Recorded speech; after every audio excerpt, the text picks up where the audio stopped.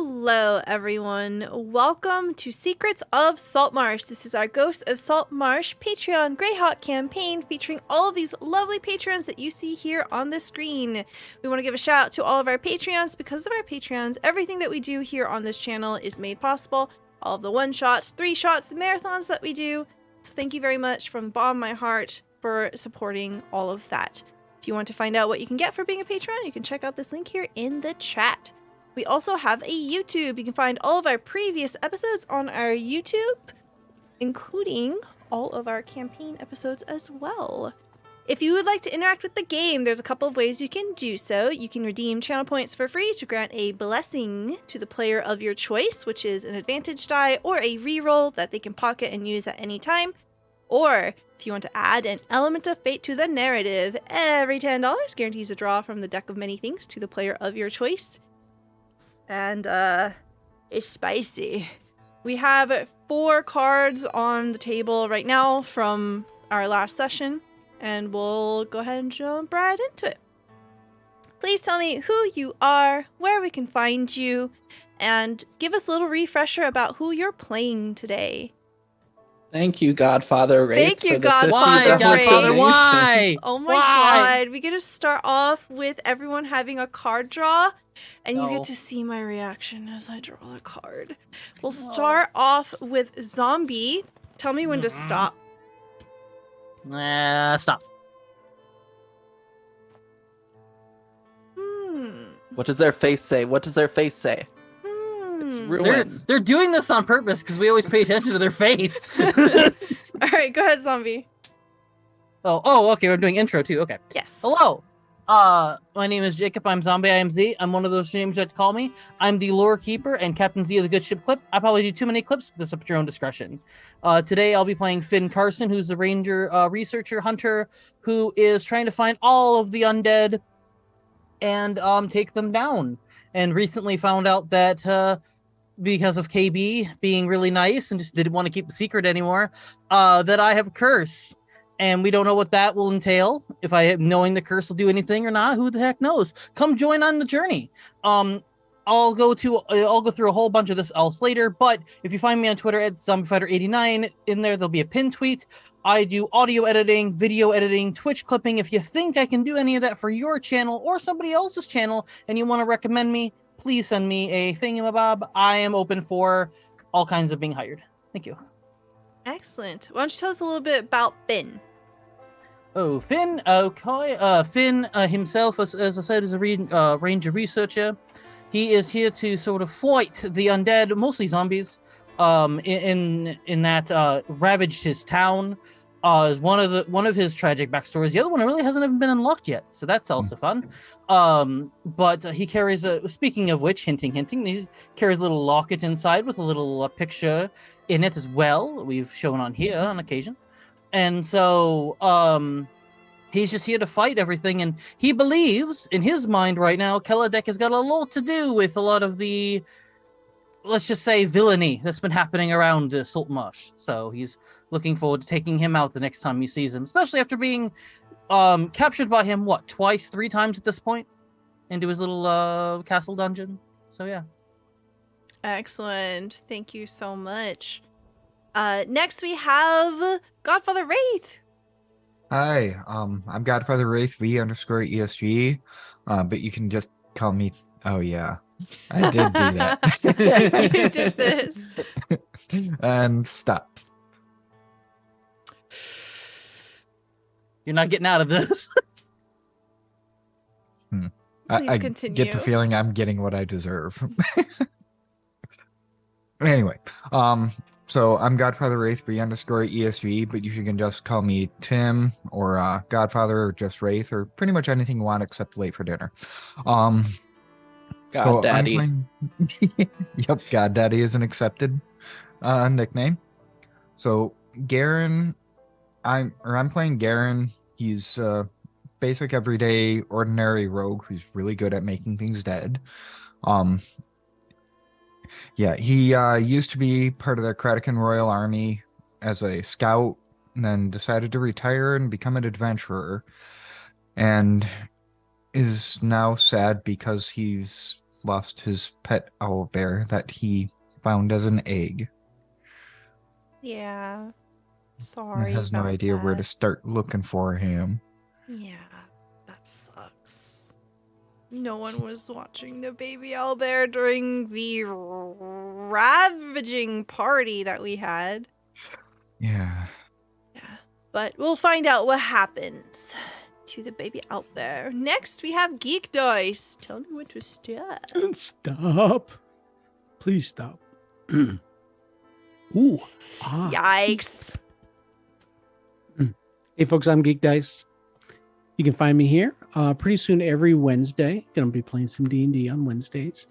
And I am playing KayBee. KayBee, or Kiss Me Bright Bloom, you can call me. He is a Fenadiri, a house spirit, a house sprite. Very old, hundreds of years old, ancient even. Recently, though, when on adventure to the Abbey Island, there was some misadventure, and he was thrust back to his home plane of existence, the Forgotten Lands. I forget what Stella calls The Fated Lands. The Fated Lands. And on his return, mysteriously, he has appeared much younger, no longer your quaint and happy-go-lucky smith and cook, chef, and friend of all. Now, KayBee is resurrected and perhaps reborn. He's excited for adventure. Following this band, most notably Arlen, their captain, Kiss Me Bright Bloom is now the senior knight of the Sea Lily Band, and he is ready to show the business. Excellent. Thank you very much. Next, we'll move on over to Emma Panada. Please tell me when to stop.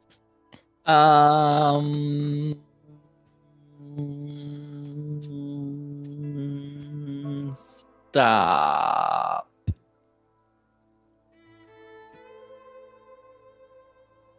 Cool. Hi, I'm Emma, also known as Emma Panada. You can find me on Twitter, Twitch, Hive, at Emma Panada.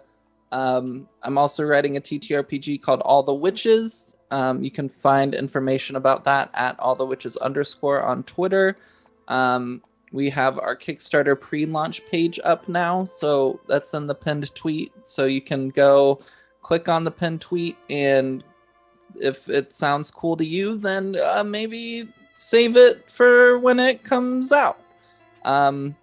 Real excited, and it's gonna be a cool time. I play Arlen Ruvloth in this game, a warlock / cleric, and the greatest adventure ever, but not really. She basically started this adventure kind of claiming her parents' exploits as her own as she ran away from home, and the party believed her, and so she's just been kind of leading the party into all of these situations, claiming to be much more experienced than she is, but that's led to some wild situations, and now she's captain of a ship and has turned into a pretty stern person, I would say.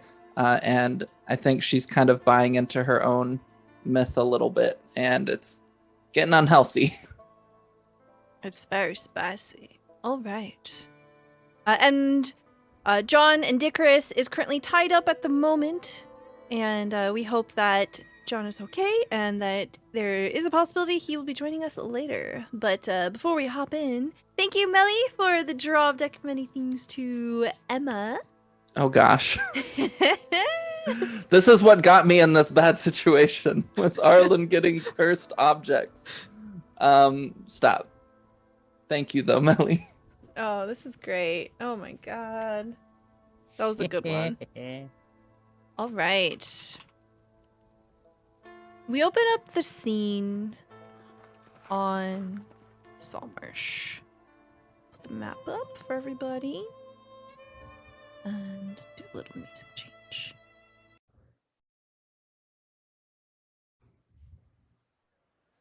We'll say for all intents and purposes that the party will be gathered somewhere in the market just outside the town hall. The night before, day before, had quite a number of things that happened.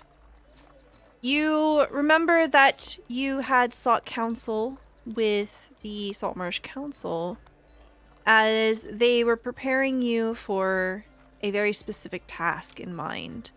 They wanted to send a group of people that they knew could be capable to infiltrate what they believe is the Sahagan Fortress.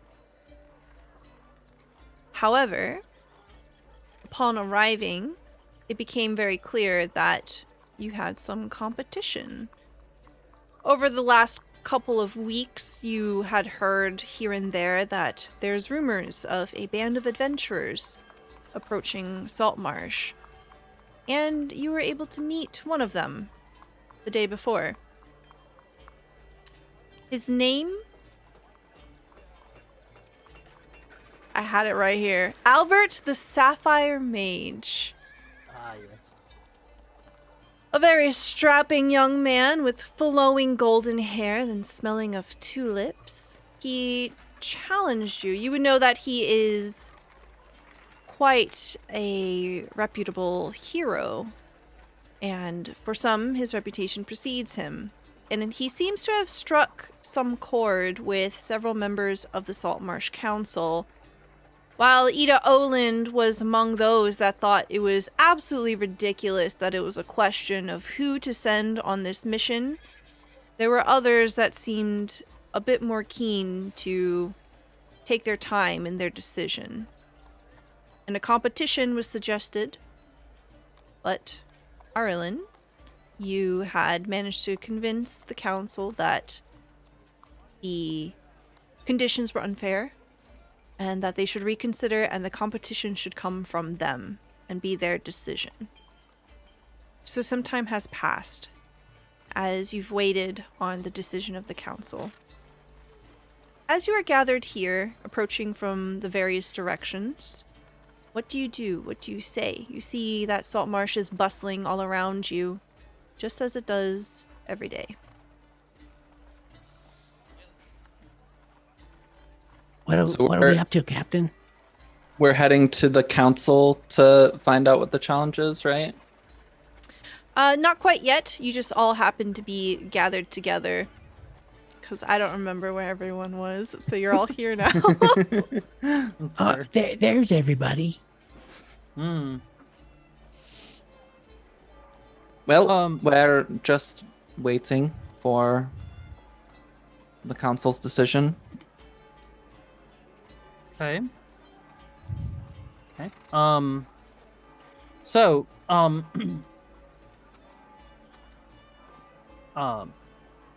I want to talk with all of you again really quick if I could.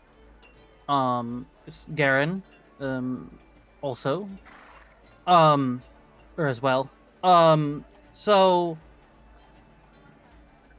when we had that sort of meeting we did last night, and no one thought I was cursed.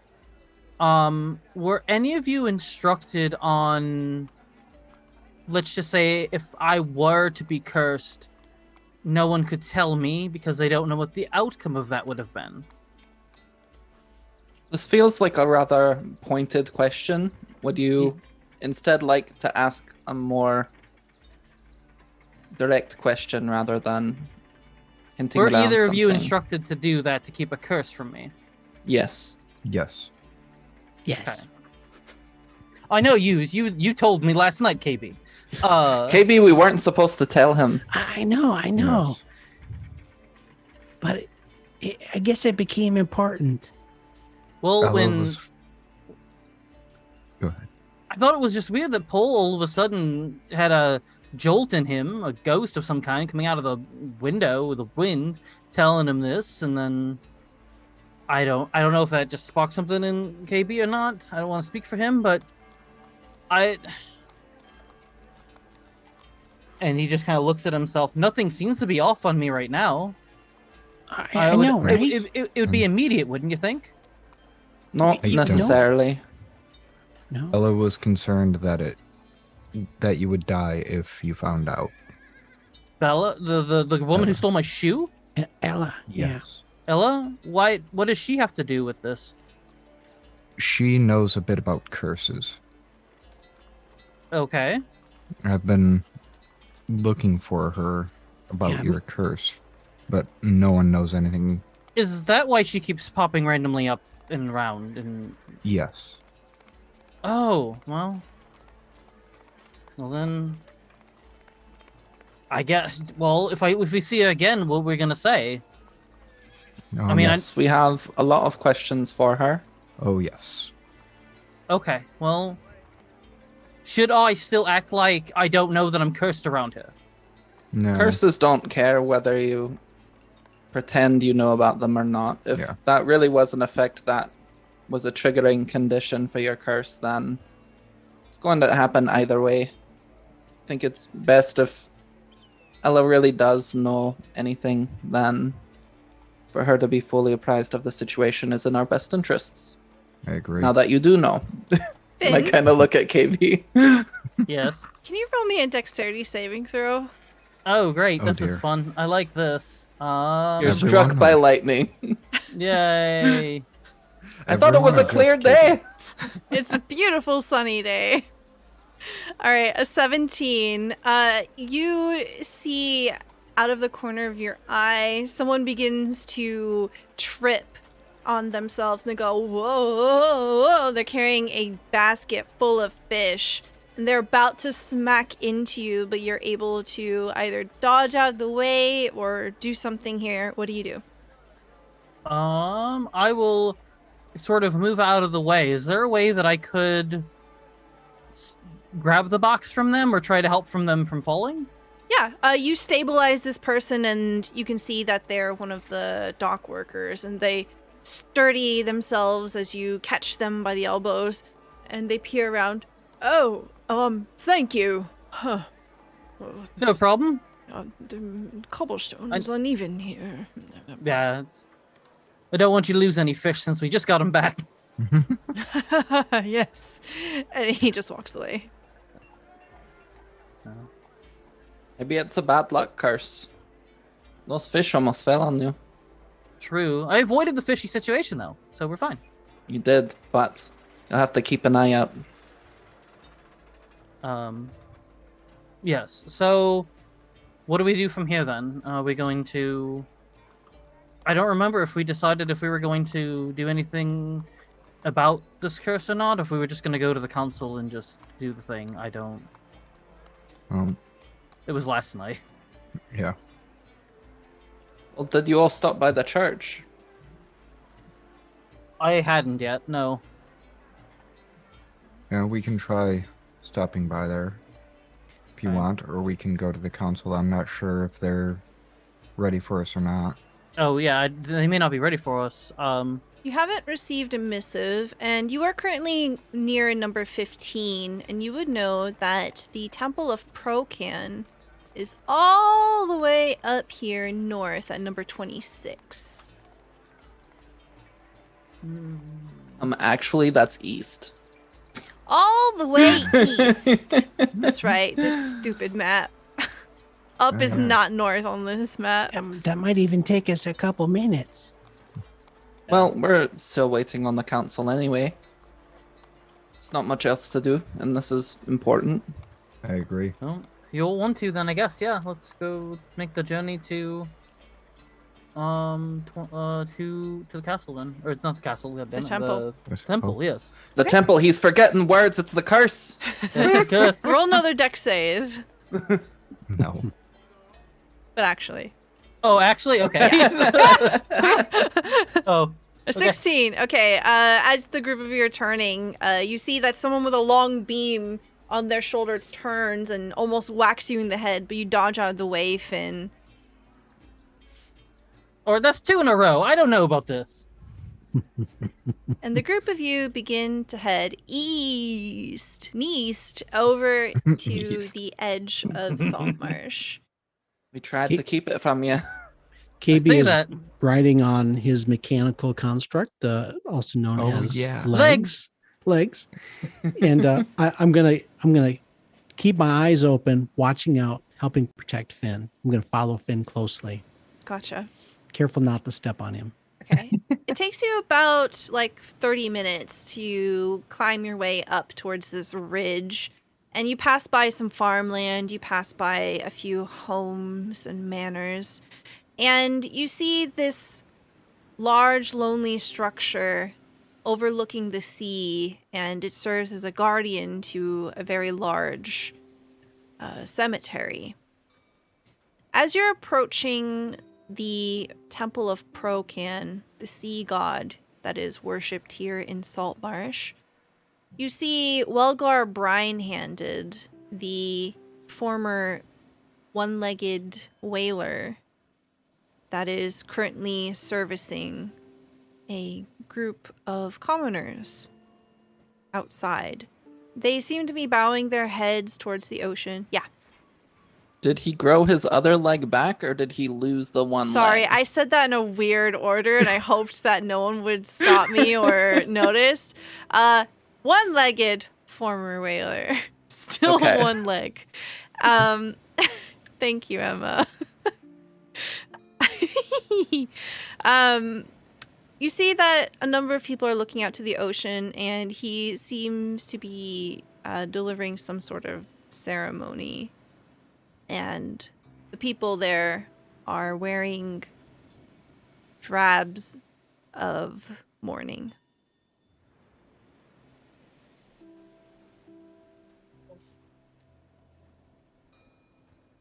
Pardon me? Looks like somebody died. People die every day. As you walk up, it seems that Welgar has finished the ceremony. He's kind of standing towards the back of the group. The group of people are looking out towards the ocean. Welgar turns towards you, goes, it's you again. Y'all had dropped off that criminal guy. Mm-hmm. Oh, Yeah. Yeah. Yep. Mm-hmm. How's our friend doing? He's serving his part. He's been very good and diligent servant to Procan.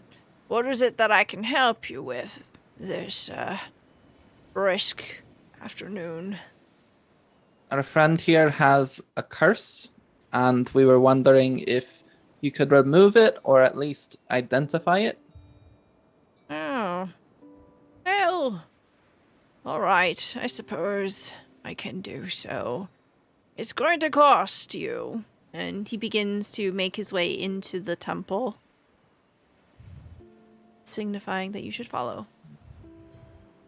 Finn follows.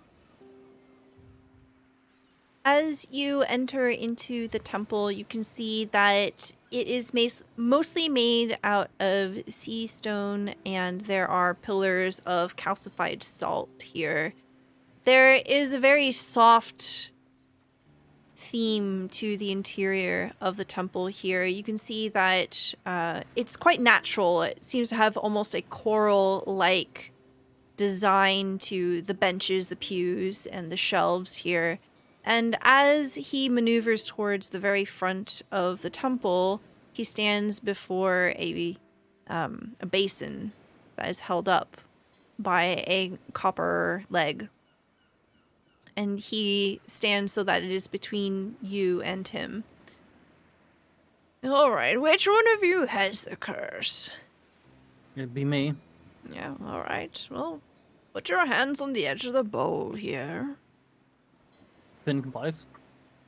You see him remove a flask from his robes. He uncorks it. He gives it a small whiff, and then he begins to pour it into the basin. Wash your hands. As you do, Finn, you can feel that it's quite grainy. It's almost as if there's sand or salt in the water, and it kind of sticks to your skin as you pull it out.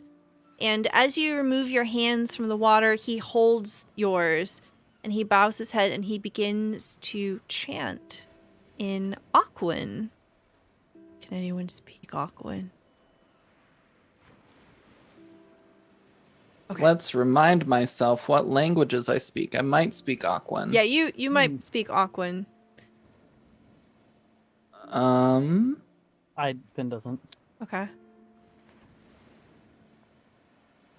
I believe I do. You begin to hear him mutter under his breath something about seeking the wisdom and infinite knowledge of the depths, the Lord of the long-standing sea, and all that is lost to the current. And from it, he bids the deity to wash away whatever it is that plagues this individual. And there is, because you speak Aquan, you can understand the nuance of his tone.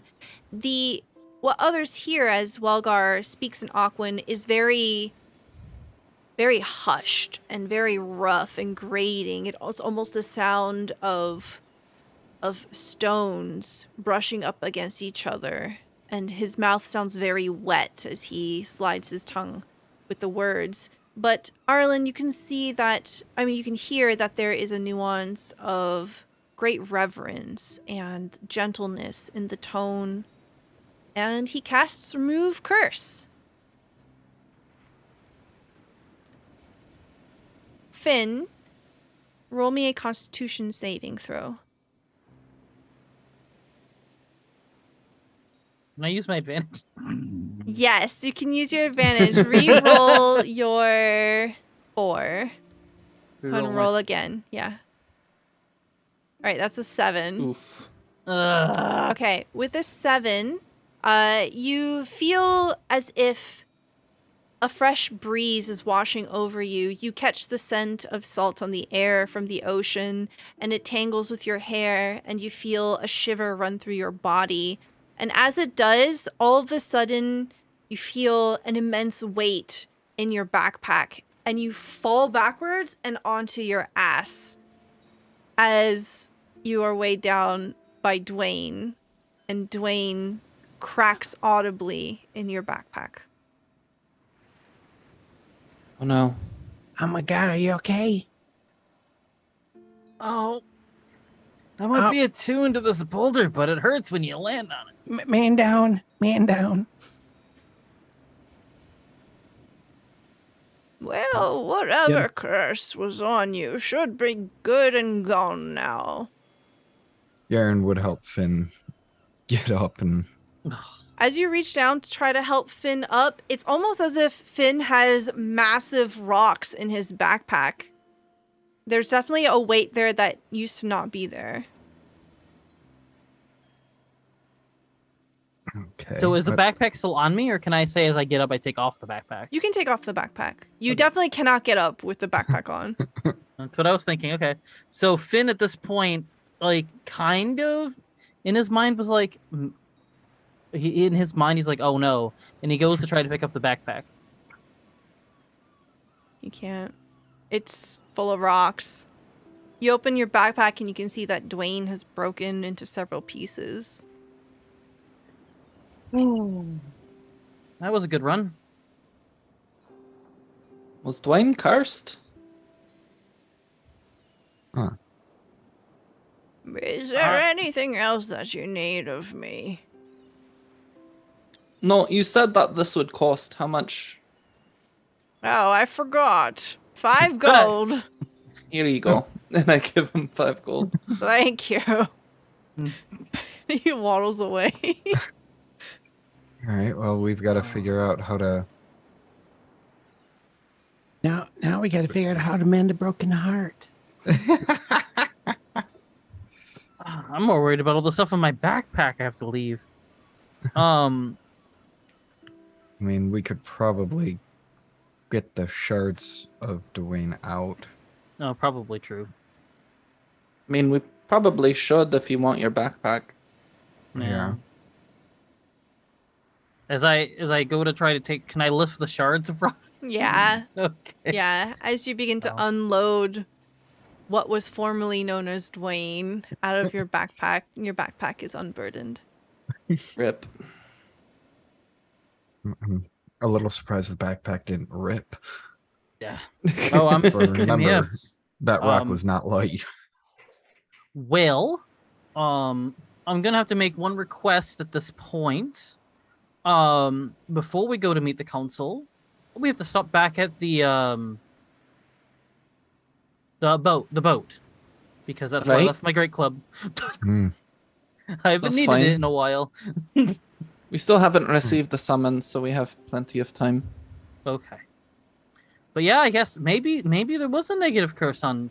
Maybe this whole time Dwayne was just a giant curse. Did you have Dwayne back when we first met? No. No, Interesting. nope, I didn't have him when we first met. You got Dwayne around the time you met the quartermasters of IUs for the first time. Yes. Which that's when Garen met Ella. But Mhm. after she had snatched Finn's boot. Mhm. Because that's when Finn was sitting on the rock to attune to it. Yep. So no, I've used my great club a lot, and it's been my friend, but Dwayne's just been a beast. So I was given my club a rest, a well-deserved rest. But I suppose it's time to use it again. Finn, as you're kind of taking the pieces of Dwayne out and just setting them down on the ground here inside the temple, you find that there is a different kind of stone embedded in the very heart of it. It seemed that the mass of Dwayne was surrounding this small orb. As you pick it up, you can see that it is completely clear, and it seems to be quite thick, quite sturdy, but inside there is a free-moving fluid that is silvery in color. Oh, this is cool. And he'll hold it up, and as he moves it, does it move? And as I move it? Yes. The inside, okay. Oh, it seems to be some kind of bauble. You have drawn the gem card. Oh, lovely. This brine stone is worth 500 gold. Nice. It's a lovely brine stone. I think we'll keep this. All right, that might be cursed too, so maybe offload it as quickly as you can. Sure, yeah. Okay, I mean Let's go get your club. Yeah, we can do two. We can both do the both. I'll leave the thing and grab the club. All right. In the boat. Yes. Okay. So we have a montage of the party beginning to head into town. Did you all want to head to the ship as a group? Did you want to split up and do other things? What's the vibe here? Was I able to get the golden skull from the tower, or not yet? It's up to you. You can do that now if you want. If you want to say you did it under the cloak of night, you can do that too. But you will discover something. I'm gonna go run a quick errand. I'll meet back up with you in front of the council chambers. Is that gonna be our big meeting place with everyone? Is the council chambers? Okay. Outside of them, I believe so. Well, okay, yeah, yep. Okay, I'm good with that. Hey, boss, you need company? No, I should be fine. Thank you, though. Keep an eye on Finn just in case he's still cursed. I'm a little weaponless right now. Yeah. I'll still get my hand axe, but. Okay. So, Arlen, as you begin to make your way over to Kelladek's Tower, you pass over Sharkfin Bridge, and you make your way all the way around to number 5, where Kelladek's Tower nestles on the western side of Saltmarsh. I think it's number 5. Number 5, Burger King foot lettuce. Number 6. Which one's 6? Oh, the one next to it. I think number 5 is the Miners Guild. Yeah. Yeah. As you make your way over to Kelladek's Tower, you can see that there are a number of guards posted outside. There are 2 guards, and they seem to be looking over some papers. As you approach, one of them looks up and says, "Halt! Kelladek Tower is currently unavailable, and we wish to leave the premises undisturbed as Kelladek the Wizard has seemed to have left Saltmarsh." He has, and he had kidnapped 2 of my compatriots before leaving, and they are missing something, so I'm here to retrieve it. Roll me a persuasion check. I would love to roll you a persuasion check. 22. Yeah, oh yeah, you can see here, right in the paperwork. Yeah, I see it here. Alright, you must be, are you kissing me? No, I'm Arlan. Oh. Alright, well, make it quick. We're not supposed to let anyone in here, but, go on it. Right. And I will go inside, down the stairs. Okay. As you enter into the basement forge of Kaladek Tower, you see that there are a number of different components lined on the very many shelves here. And roll me a perception check. I would love to roll you a perception check. Okay. A 14. With a 14, as you're kind of searching the shelves for this golden skull,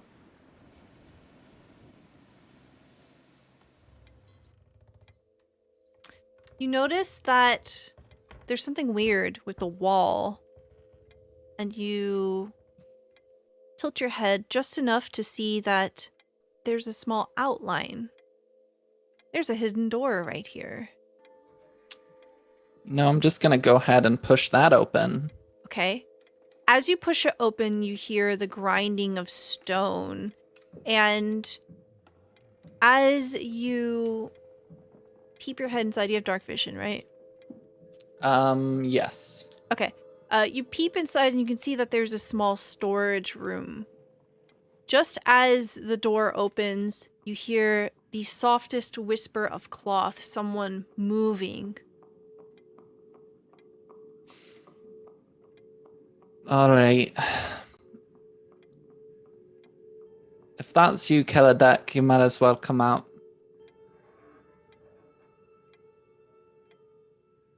Have you ever met Ellie before? Yeah, I chased her down and I was the one that caught her. Right. You see a dark shape slowly lean out from one of the bookcases back here, and it is Ellie. Ellie steps out from the shadow, says, "Oh, thank heavens. I thought you were someone else." I thought you were as well. What are you doing down here? Oh, well, I caught word that the wizard has left town, and I just, wanted to see what I could get my hands on before all of this is unavailable. That's Yes. smart. Quite the collection. He does. You didn't happen to take a gold skull, did you? A gold skull? No. I'm not interested in those sorts of things. Books, yes, and you see that she has a knapsack. She pats it, and you hear the thunk of a book cover. I see. You know, I also have a question for you while you're here. We've been trying to find you. Oh, my Do you have apologies. any more information about Finn's curse?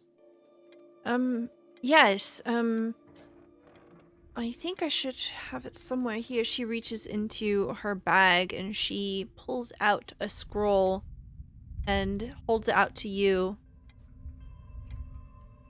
There's an ancient race of people that used to be in these lands, and, well, let's just say that history wasn't very kind to them. This used to be a very different world before the people now settled here. There are histories in the earth that were forgotten. And with it, dark magic. I do believe that this magic is what affects Finn. And do you understand its effect? Well, it's different in different people. With Finn, I don't think it was anything too dangerous. It didn't seem to escalate when I had seen him. You haven't told him, have you? I didn't tell him. Okay, good. Someone else did. What? Oh, that's not good. I agree. That's not good at all. Well, What? you can what? take me to him. Perhaps we can try to mitigate this. All right, we can do that. Let me just find that skull real quick. Yeah, you're just like, yoink! You have a gold skull now. All right. Let's get you to Finn. All right. Did you get all the books you wanted? Sorry, just give me a few more minutes. And she All right, begins that's to fine. prowl through quickly, and she pulls a few more books and stuffs them in her bag. Is And there that's- anything in that secret room that's worth grabbing? What are you looking for? Well, if there's like potions or like any interesting looking things, like I could just kind of Roll No, me I a don't have- 1d6. 1d6. Okay. 2.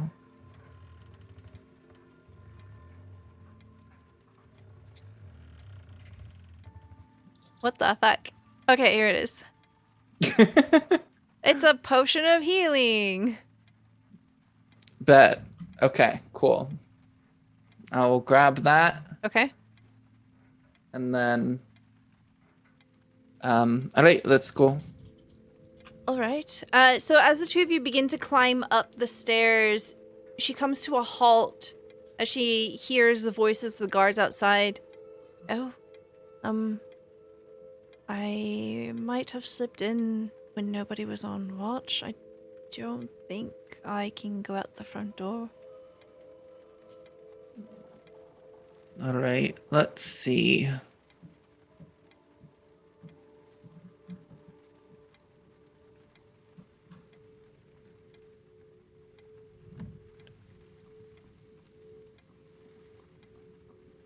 How did you slip in the first time? It must have been between shifts. There was no one there. All right.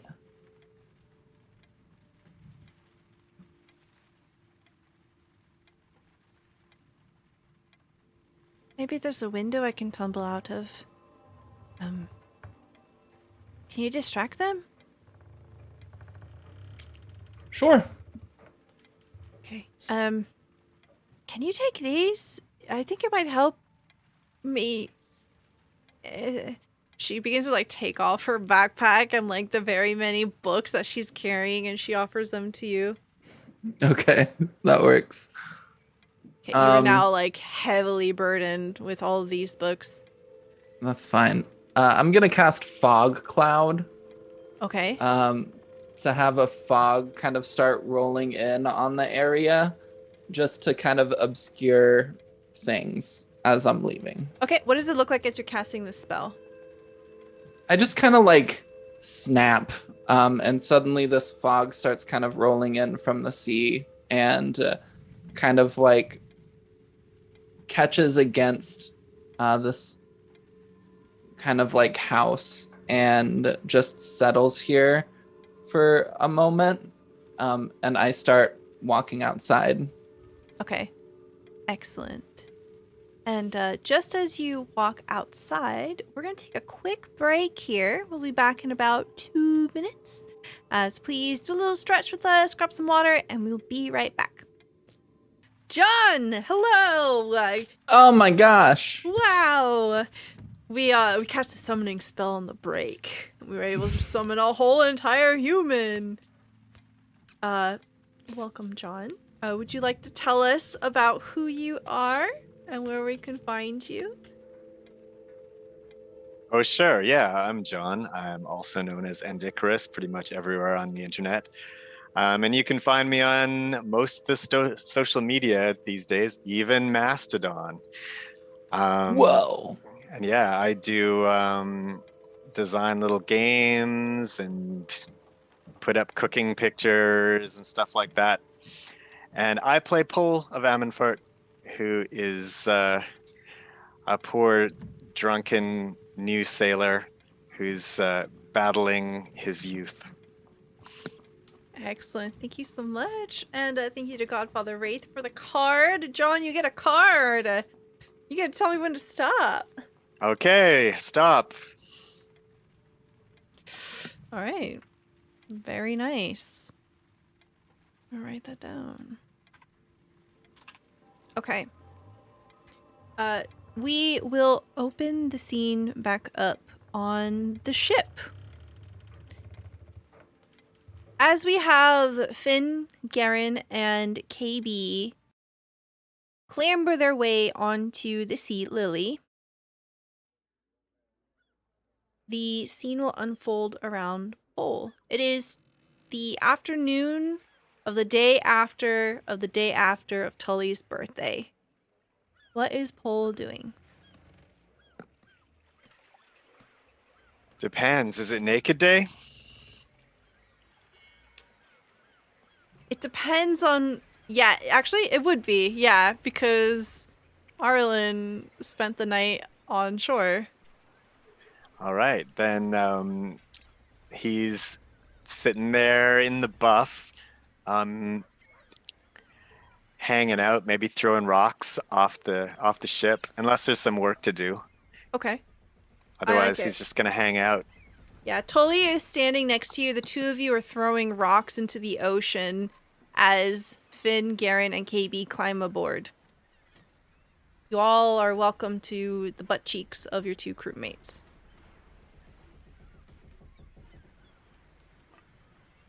Hello, you No. two. Hi, Finn. What are you doing today? I'm come back to get my club. Apparently Dwayne, well, we did a whole thing with cuss spell for me because like the ghost that came to you in the night or whatever the wind was came to you apparently was true because I had a curse. So, something happened and Dwayne broke in the middle of all of it. So, got a neat little orb. But I'm going to bring that, put it in my room, and grab my club that I've left here because I haven't needed it because of Dwayne. Dwayne was the rock, right? Yes. Oh, right. It broke. I'm sorry for you, mate. What? You doing all right? I feel fine. A little bit of a... It felt like... Until I crashed onto the rock, I felt a bit of a weight was taken out of me. So I think whatever it was is gone. Well, that's good. Nice to be uncursed. If you were cursed before, maybe things will start looking up for you now. I hope so. I hope so. Want to throw some rocks? Yeah, and Finn will go and he'll throw a rock with you guys, and then after probably about throwing a few, he's gonna be like, "Well, I should drop this off in my room, so I'm gonna go to my room and get this situated." That's really cute. All right, Finn clambers down and we see him disappear into the gullet of the ship. Garen and KayBee. Can I get a perception check from KayBee? Where's Imloth? Are you just deciding that Garen doesn't see it, or? Well, what is Garen doing? Oh, he's still with KayBee, so. Okay. Where's Imloth? Is the boat ready? We got that thing happening soon. You rolled a 1. KayBee, you don't see Imloth. Garen, what's your passive perception? 19. Okay, well, you... Oh, I have a passive investigation of 20. Oh, okay. She must not be Interesting. here. All right, you both see it then. Sheesh. Okay. So the two of you, I imagine you're kind of like on the plank that's leading up onto the ship. And as you're looking around and just surveying the state of the ship and the dock area, you see that there is another ship docked pretty close by. They appear to be some sort of merchant vessel. And they are offloading various crates and barrels from this vessel onto the shore.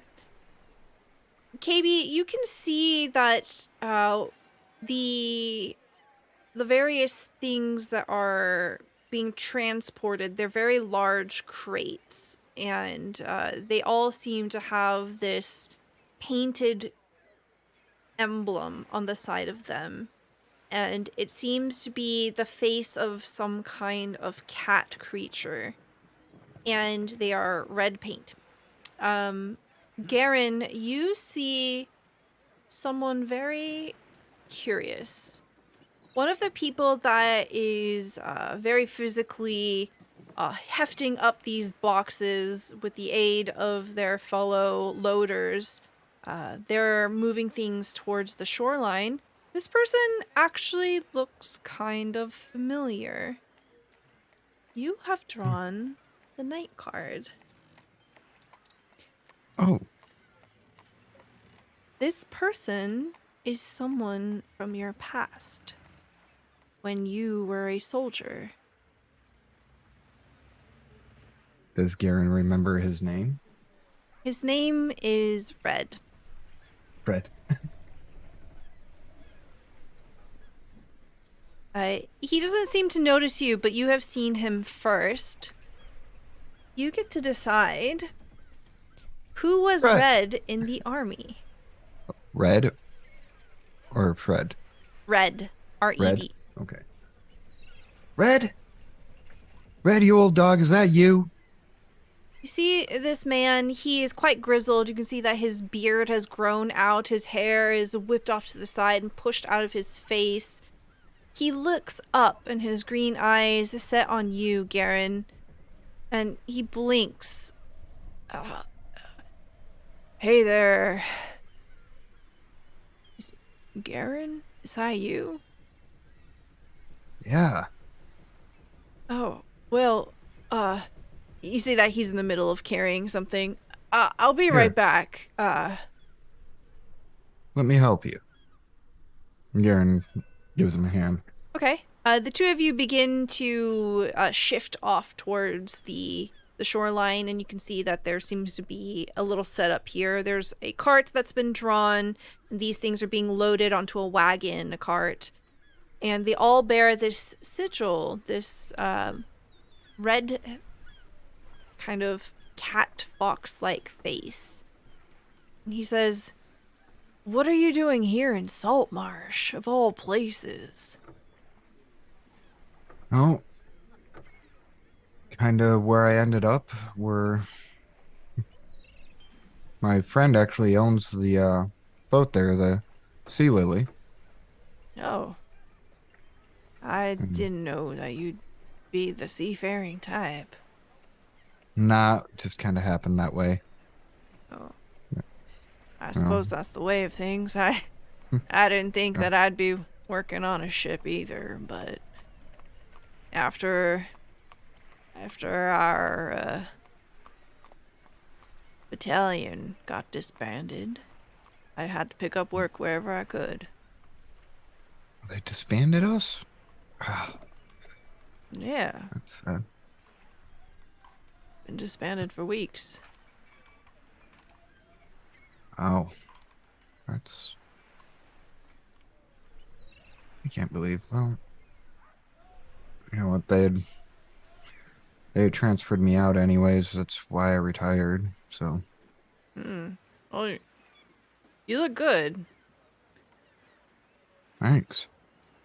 And the two of you set this down, and it's Yeah. surprisingly heavy. It seems, from the way that, like, as it's kind of shifting in your arms, it seems like there is a large singular object inside, not very many small things moving around. Hmm. And as you offload, he stretches and you can hear his back cracking. He goes, "Oh, man." His arms kind of bulge a little bit. Yeah, which like I said, my friend's the captain. I might be able to get you a job that's less I don't know, hard on you. I Oh. mean, it's not going to be easy work, but at least you won't be hauling crates. I'll have to think about it. I don't know what the situation's gonna be with this. My contract should be done here in this port, but where are you staying? Are you staying on the ship? Oh, sometimes we do, but we're at the snapping line. Okay. We're Well, actually waiting on the town council to get back to us. We got a contract we're working on landing with them. oh. Damn. Alright. Well, I'll catch up with you. I've got to finish up Alright. work here. Okay. Right. See ya. He gives you a hearty pat on the shoulder. Garen returns it and moves on. Okay. And you see Red also departs. KayBee, you're kind of like in this threshold of not throwing rocks and not finding Imloth. Yeah. So I think I'm kind of investigating everything, and I saw that red sigil. I'm trying to place where I may have seen that before. Okay.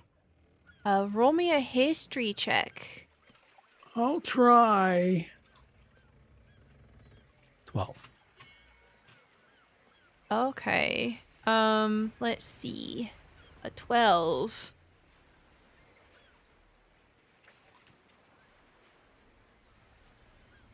You can point that this is a smaller trading company of some kind.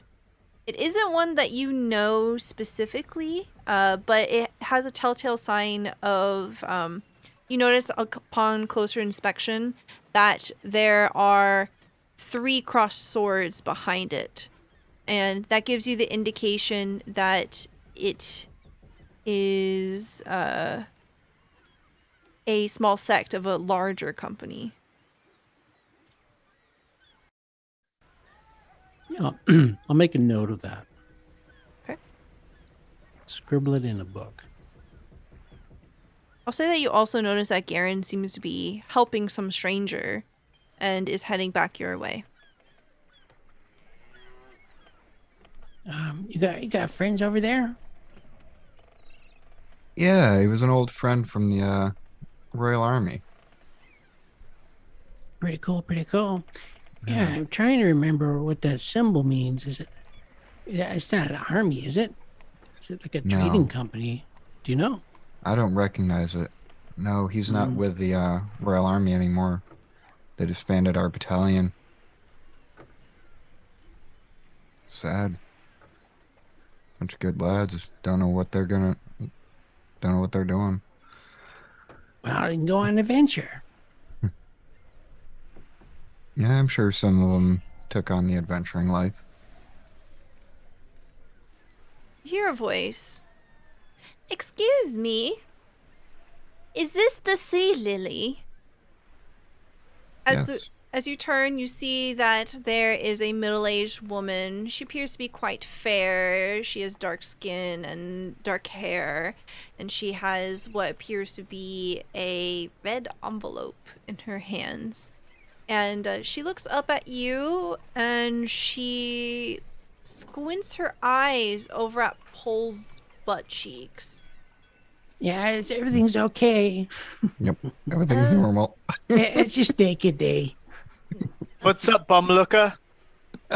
Oh, heavens. Well, if this is the sea lily, then I have a message for your masters.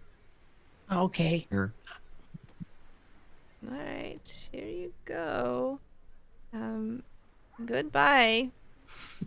She walks away, and you see that it is addressed to Sea Lily. It is a very nice envelope. You can see that there is a wax seal on it Oh, that's pretty. that seems to be speckled with gold. Oh, let's take a look at that seal. Yeah, Garen looks at the seal. The seal has a wheel on it and a very fancy P in the middle.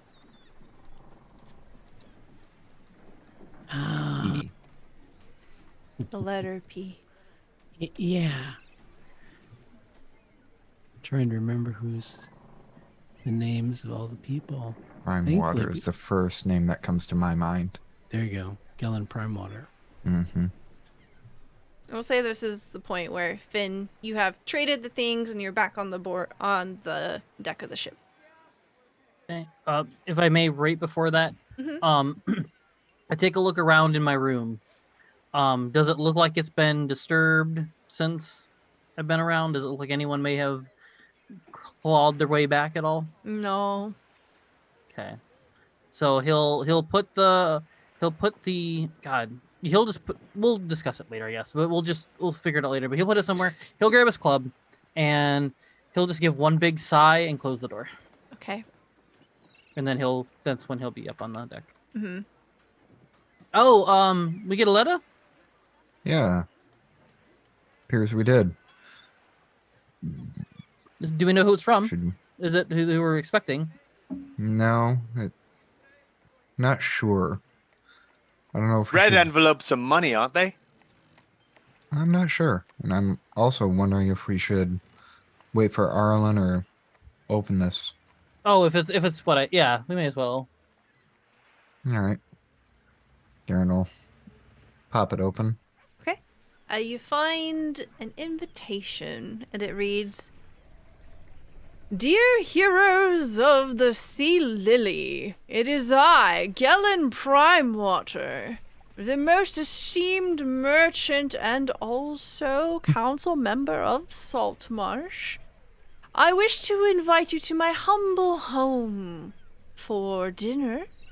I would also like to let you know that I may have found something, parentheses, S, parentheses, that might be of great interest to you.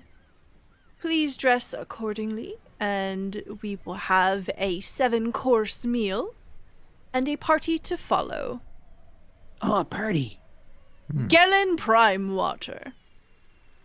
Oh, you were right. It was Primewater. Yeah. So, I don't know what appropriate dress means, but I have a feeling I don't know if won't I've got like a it. fancy suit.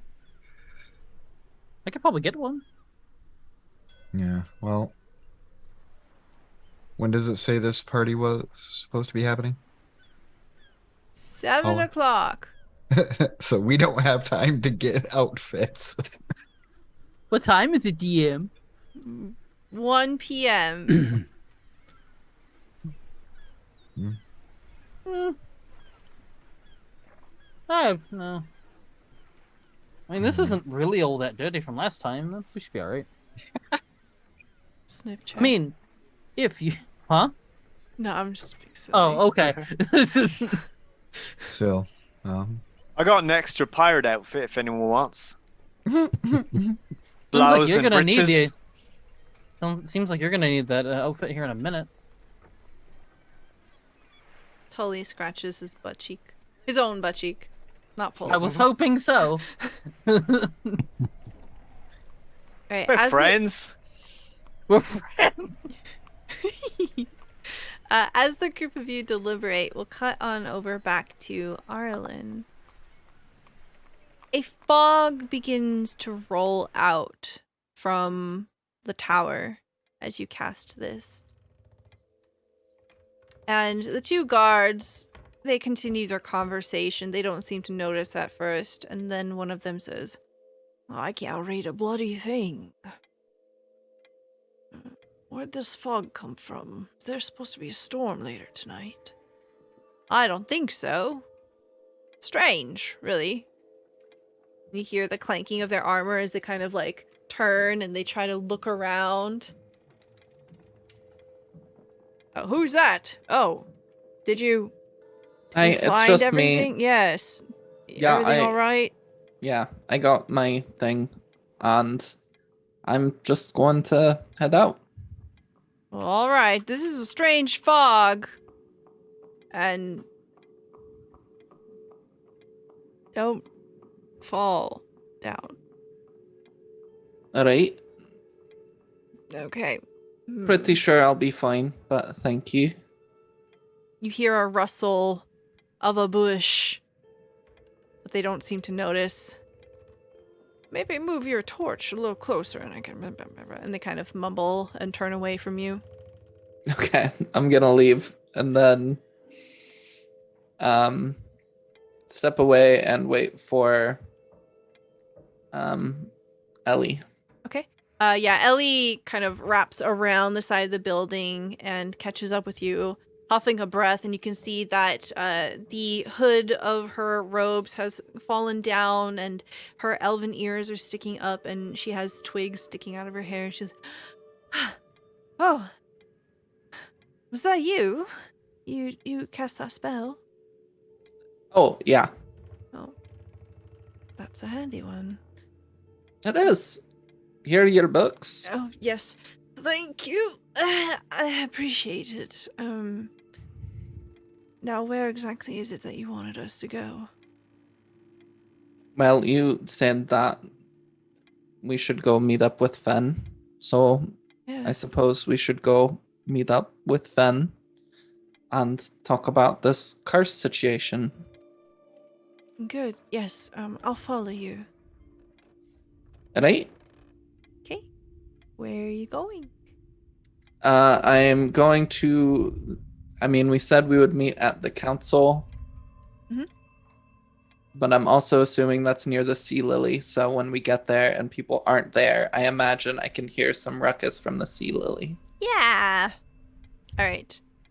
So we'll cut ahead here as you begin heading in that direction. You definitely don't find them at the council hall. You begin to head towards the docks. You see that they're all gathered around each other. Pole and Tully and other various members of the crew are butt naked, and they are holding a red envelope as you approach. Ellie is behind you. Hello, everyone. Is that the summons we've been waiting for? No, we've been invited to a party by Galen Primewater. Oh, Ella, that's- is that you? Oh, hello. Yes, I found her as I was wandering about, and we felt we had some things to discuss with Fen. Oh, Yes. yes. Ellie, take it away. Oh, yes. All right. Okay. Well, I suppose I can try to have a good look at you. She looks around. She just kind of begins to put her books down. And you see her pull out a small wand, and on the very tip of it appears to be a knot of a red gemstone. It's very rough and unhewn. And she begins to chant in Aquin? Infernal. And she is casting a spell. Does anyone speak Infernal? No? Okay. She begins casting a spell, and you see I would this... like to cast comprehend languages on myself. Okay. What does Shocker. this look like? Just as she's like stepped towards Finn and starts kind of chanting things and focusing on the sly, I'm just going to still kind of back towards where I am. Just gonna cast comprehend languages really quick, kind of touch my ears and listen in to make sure there's nothing weird going on. Yeah, you flip the channel until it's on the Infernal channel, and then you turn the volume up. Yeah, okay, you hear her speak in this tongue, and you're able to identify that it is Infernal. And as she's casting this spell, she seems to be invoking power from some other being that's not in this dimension. And she's asking for clarity, for guidance, for vision of what is going on here. And Finn, you see that her eyes suddenly turn red.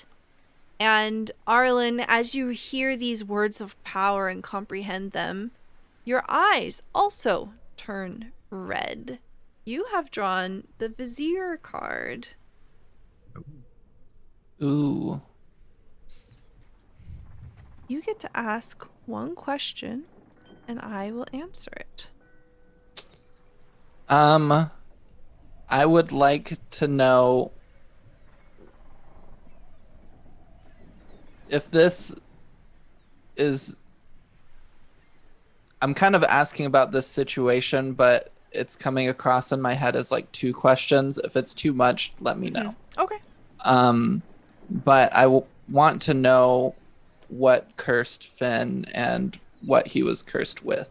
Okay. So I'll take that as like, what is this curse?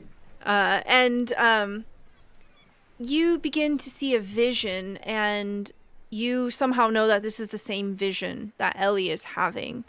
You see a village on fire. You see people running. You hear and smell the undead that are rampaging through this place, and there is death all around you. And you see that there is a woman that stands up against the undead, and she is casting a number of spells. You see fire erupting from her fingertips as she's trying to hold back the hordes of undead that are rampaging over this town. You can see in the distance there appears to be a young boy, half elven, that is clutching an amulet around his neck, and he is fleeing away. And in this vision, you're able to divine that the place that Finn came from was an ancient place where people had lived for a very, very long time.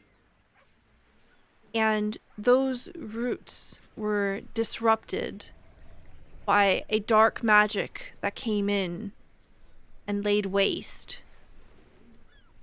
And in the dying breath of this woman, she cast a curse, and it seems to have inadvertently affected Finn somehow. The curse and the nature of it is one of ill fortune. You somehow see the battle fast forwarding, and as it is, you can see that the undead have one by one fallen down, and they seem to be consumed by the earth. They return from whence they have come. And the place where Finn once called home is simply ruin and plant and stone and nothing more. A graveyard that is unsculpted and untamed. There's nothing left. And all of a sudden, you blink away the vision. Ellie seems confused, holding her head as the red eyes disappear and she lowers down her wand. Oh. Wow. I think you're still cursed. What? I'm But we just had it removed. Oh. Well, I was told that someone told you. Yeah, I was told before it was removed. That makes a difference. No. I don't think it's lifted, my friend. So I just lost Dwayne for nothing. Okay. I'm Do sorry. you think you can lift it, Ella? Oh, no. This, I have been studying curses, but unfortunately, my powers are limited. I'm There still a has to be student. something we can do. Is there any way to get rid of this? And Finn is looking down at this point. He's not even looking eye to eye to anybody. Well, I will try. It has been my very intention. Look, and she reaches down and pulls up her bag and hefts onto her shoulder. I found some interesting materials in the wizard's tower, perhaps I might be able to divine something, or at least figure out who might know. Where can we find you? Well, I didn't know that you were looking for me. I suppose I'm open to suggestions. Ellie, what is it that you do around town constantly? I have been trying to find some kind of source. There's something strange here in Saltmarsh. Yeah, that's kind of what I was looking for. I remember I asked you to look into it. Yes, I do believe that you are not the only person cursed here. Their curse might not be the same as yours, certainly not as potent as I've found, but I have been doing an investigation trying to pinpoint if there's any connection or if people are being drawn here. I'm unsure. I need to continue my investigation.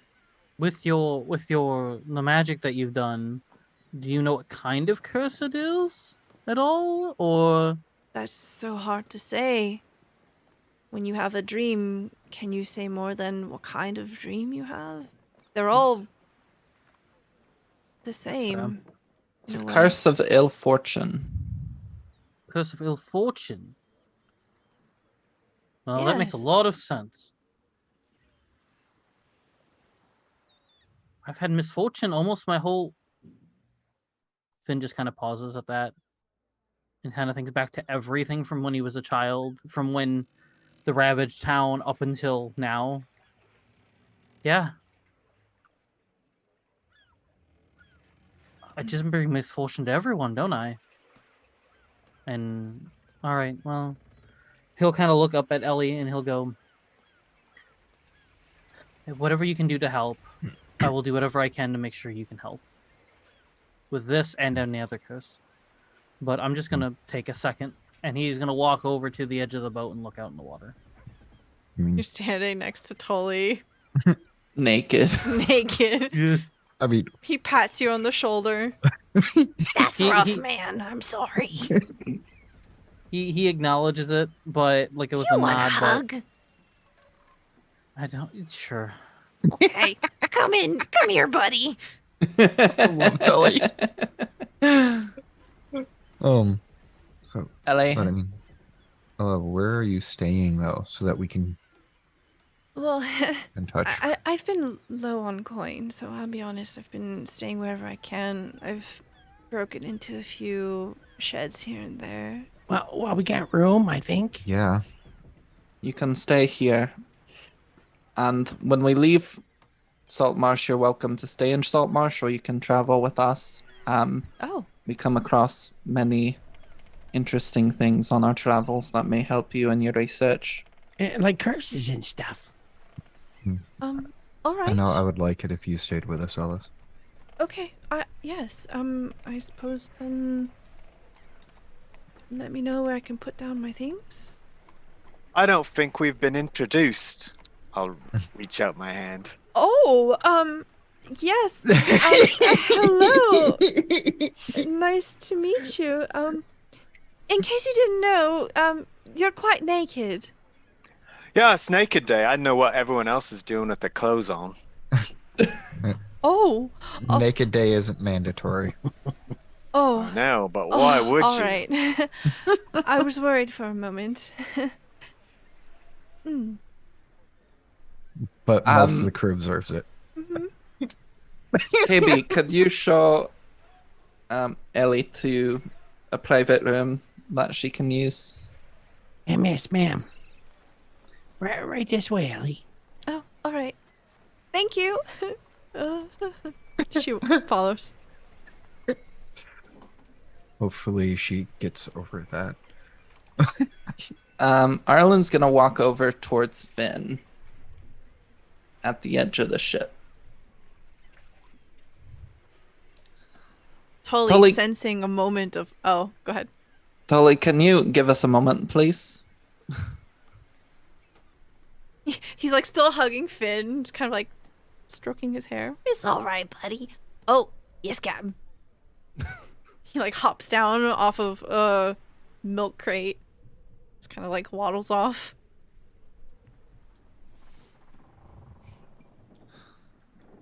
So, Finn, Yes. I'm going to explain what I saw to you. And if you have any thoughts or insights or further information, then feel free to let me know. But I saw the same vision that Ellie was seeing, and it was of a woman facing down a blight and a destroyed village, casting spells left and right, doing what she could. There was a young boy with a necklace, I imagine you. Yeah. And as she was perishing, she cursed the land and cursed everything on it, not intending for it to affect you, but it did. And Wrong I- place at wrong time, I guess. unlucky even before the curse. But Yeah. that does not have to be your future. I've dealt with plenty of curses in my day, and there are always ways to remove them, even though some of them are a bit more tricky than others, but we'll find a way. And But we had it removed. So are you saying that then there are different ways to get rid of different spells? some curses are stronger and some are weaker. The spell that the priest cast was something that handles most spells, but the one that was cast by that woman that day was something very powerful. But you have not been a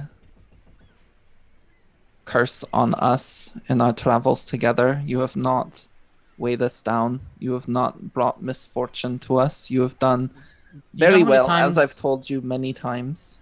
Do you know how many times I've gone down in our battles? Do you know how many times I've gone down and KayBee has gone down and Garen has gone down? That is part of the adventuring life, and we cover for each other when we are down. And sometimes you will be there standing left fighting, and it will be your duty to protect those who have fallen. And other times it will be us protecting you.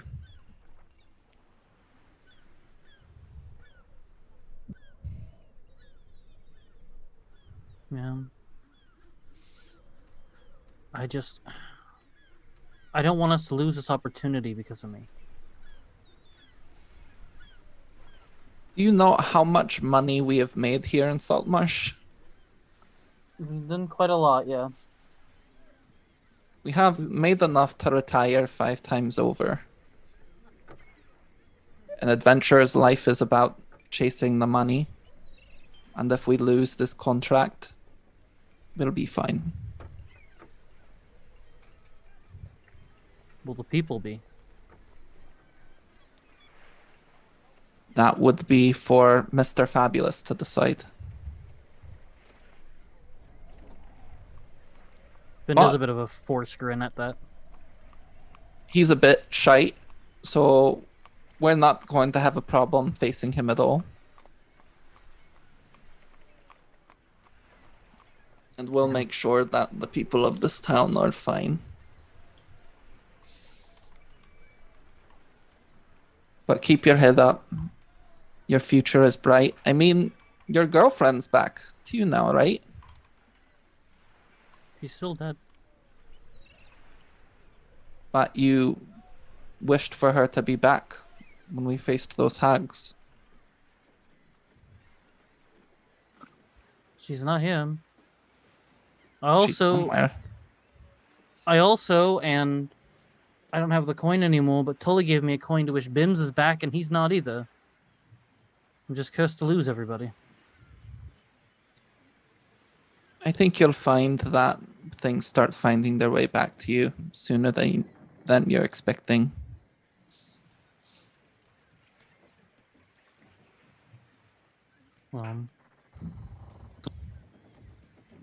Finn takes a big sigh, looks up, looks at you, and says, well, I'll fight through this. I need to. And he'll grab his club. I don't want this to cloud our chance. So maybe if we can win this, maybe a good dinner, where we feel like we're wanted, maybe that'll help. I think it will, but we have more than a few hours until dinner. Take some time. True.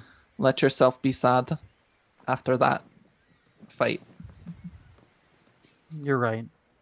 He holds on to his necklace. I think I'll go back to my room for a bit. Just come knock on the door when you guys want to go. And he'll walk back to his room. Okay. So we will do a little bit of a time jump here. Is there anything significant anyone wants to do until it's 7 o'clock? Paul wants to go buy some fancy clothes if he can. Yeah. Oh, yeah. All right. I think Garen would do the same. Yeah, we're gonna take Ella too. Yeah, if she wants to go. Oh, fancy party. Get to find out what's going on around town. Oh, well, I could use that precious amount of time for research. I have never really been one for parties anyway. You never know. You might find out some information there. Okay.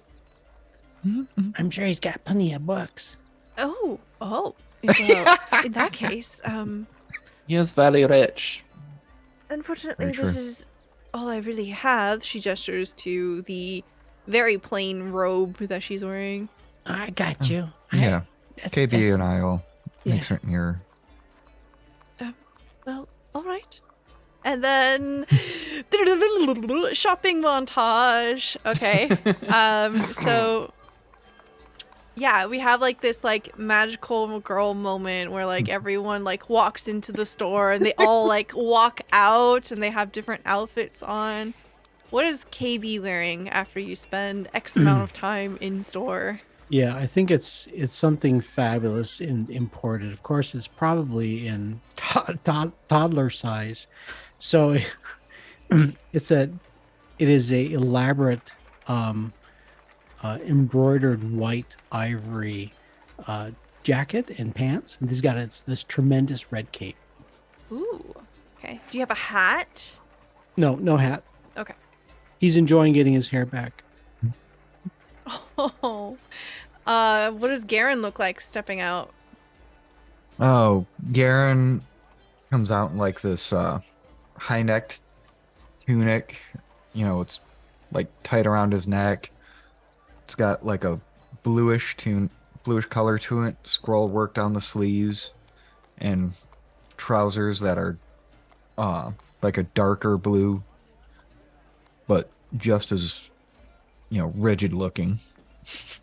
I love it. Are you wearing a hat? No, because I can't think of a good hat on the spot like this. Okay. What does Pole look like stepping out? Well, Paul gets outrageous clothing. He's got the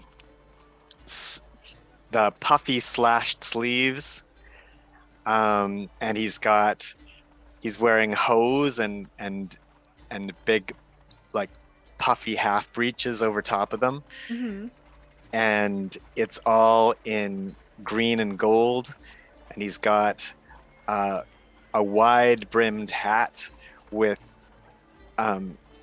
miniature cats and fishes all around it. Mm-hmm. and a huge feather at the top. What color is the feather? The feather is orange. I love it. Okay. Arlen, are you going shopping too? No, I Okay. don't think so. Finn, would you have joined them in the shopping?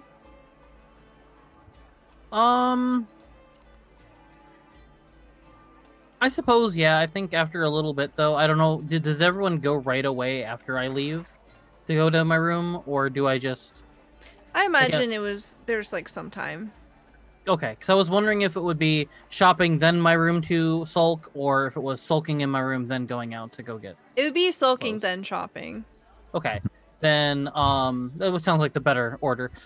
So yeah, then he'll join as well. Okay. So you walk in looking like Finn, and you walk out looking like Finn, but in fancy clothing. What do you look like? What are you wearing? Very fancy. Nothing really too terribly fancy out. Kind of a nice shinier shoes, nice kind of black dress pants. He kept thinking over and over what he should do about having a tie, not having a tie, but he sort of chose not to have a tie. So he's got like this purple dress shirt, kind of a black sports coat, and sort of has it to where he could hang his robe that he carries around with him regularly around, where it looks like it would fit the suit. So yeah, that's kind of what he would have grabbed. Do you have a hat? You know what? Yes, I'll have a hat. I'll have a fancy, not a fancy, I guess just a regular, like, not like a top hat, but like one of those, like, not a cowboy hat, but kind of like I don't know what kind of hat that would be, but yeah. So your choices are no brim, small brim, medium brim, big brim. I could see Finn in a big brim hat. Yeah, okay. He's feeling sad. Big brim. Okay, do you have a feather? Yeah. What color is the feather? Peacock. Ooh, Can we do a peacock feather? okay. Ooh. Peacocks Nice. don't exist in Dungeons and Dragons. Okay. And then Ella steps out, and you see that Ella is very uncomfortable. She keeps tugging on her. Tugging on her sleeves, pulling down her bodice. You can see that she is wearing a very pale pink dress, and it fits her very well, but you can tell that she is just very uncomfortable and feels restricted in it. It is a structured dress, and you can see that it is held together with golden stitching, and there is an embroidery of fish coming out of waves towards the edge of this particular dress, and she is wearing a very small hat, and her hair is pinned up. The group of you, all dressed up and gathered together. What is Arlen wearing? Just like my regular armor and stuff. Okay, fantastic. It becomes time to go to dinner.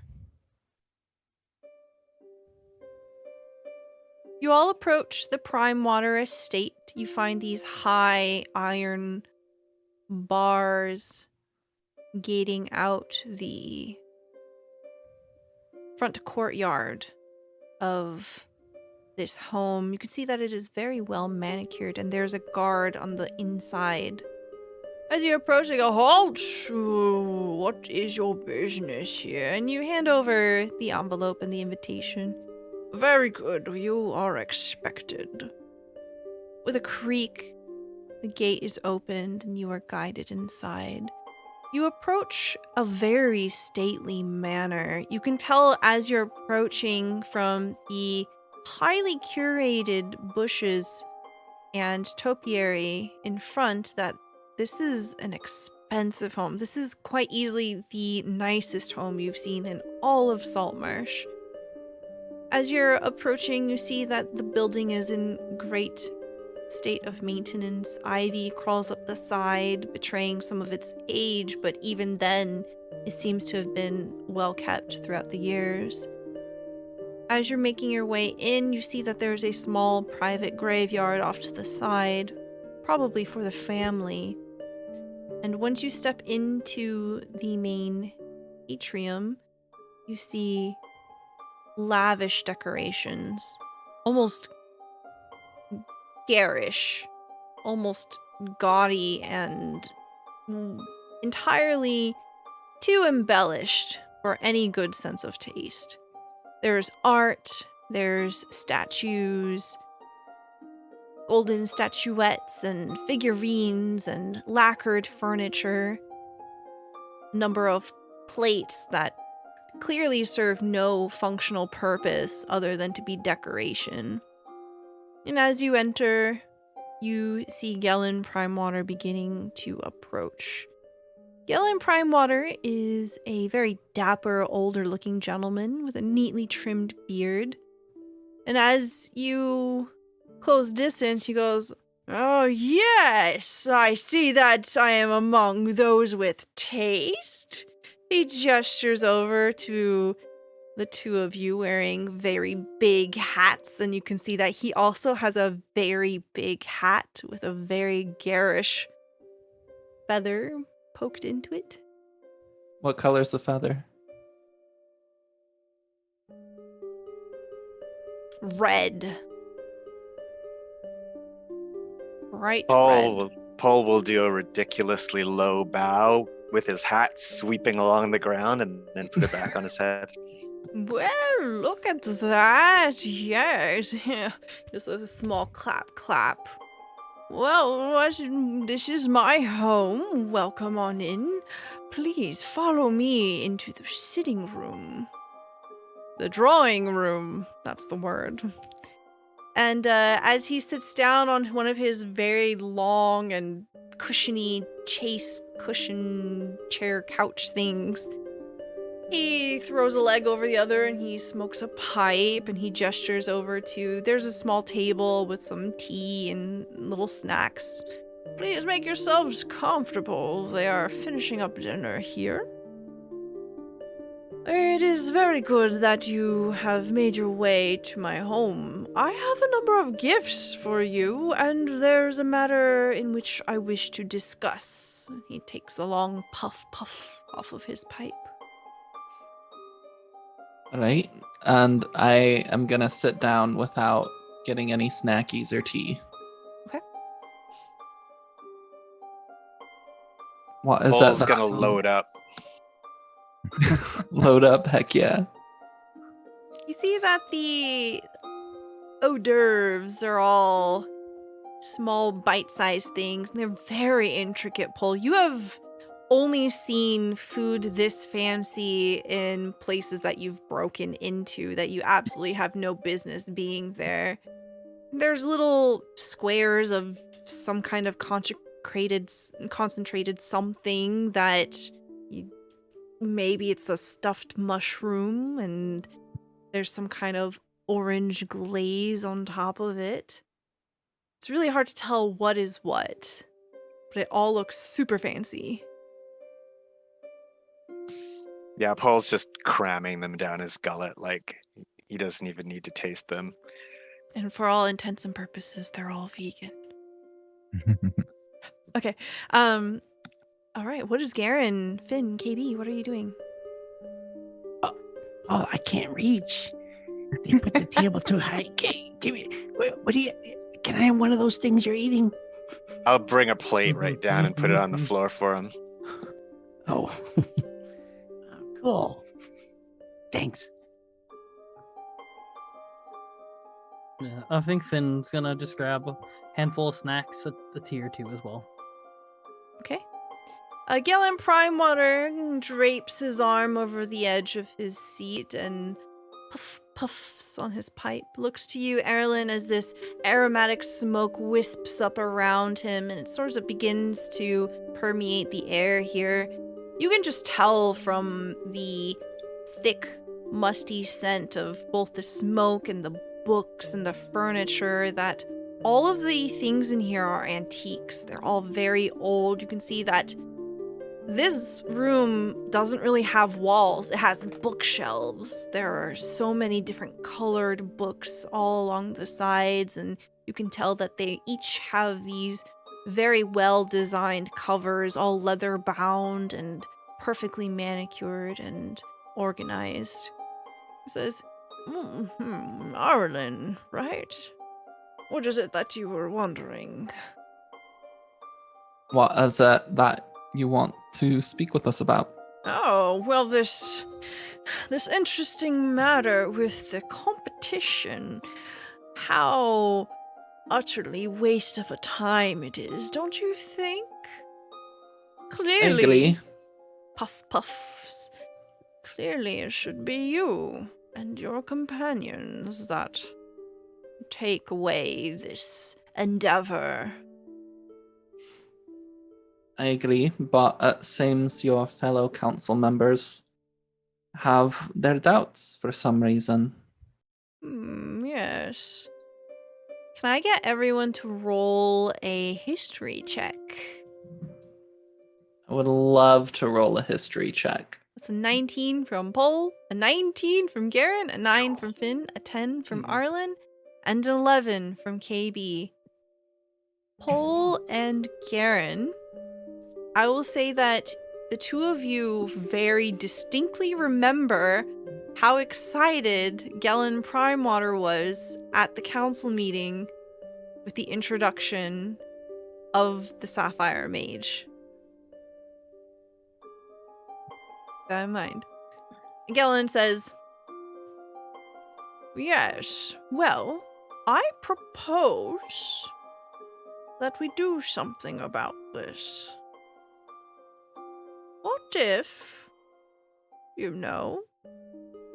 just saying, there were circumstances in which a competition is simply unnecessary? And what circumstances would those be? Takes a long draw off of his pipe. What if the competition couldn't compete?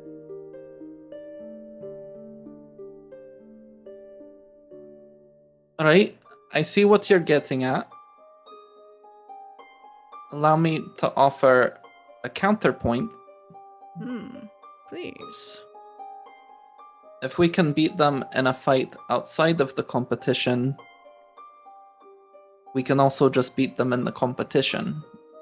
No, you don't understand. What if there doesn't need to be a competition at all?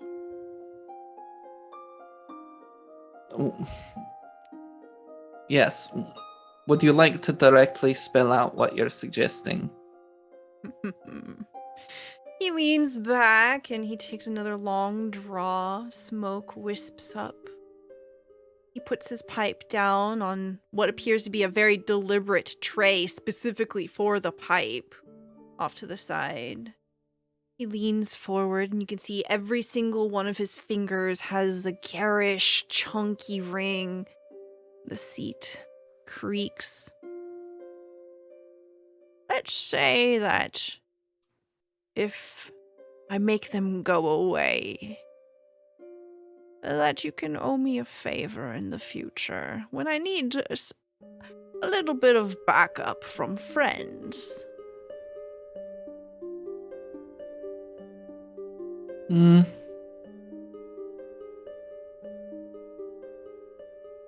I don't know that I'm worried enough about them in this competition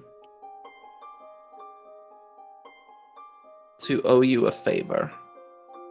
Well, of course, it won't be an open-ended favor, just something, if I need help, then you might be obliged to help me, of course, with every understanding that you're okay with it. I wouldn't let you blindly promise me something without knowing what you're promising.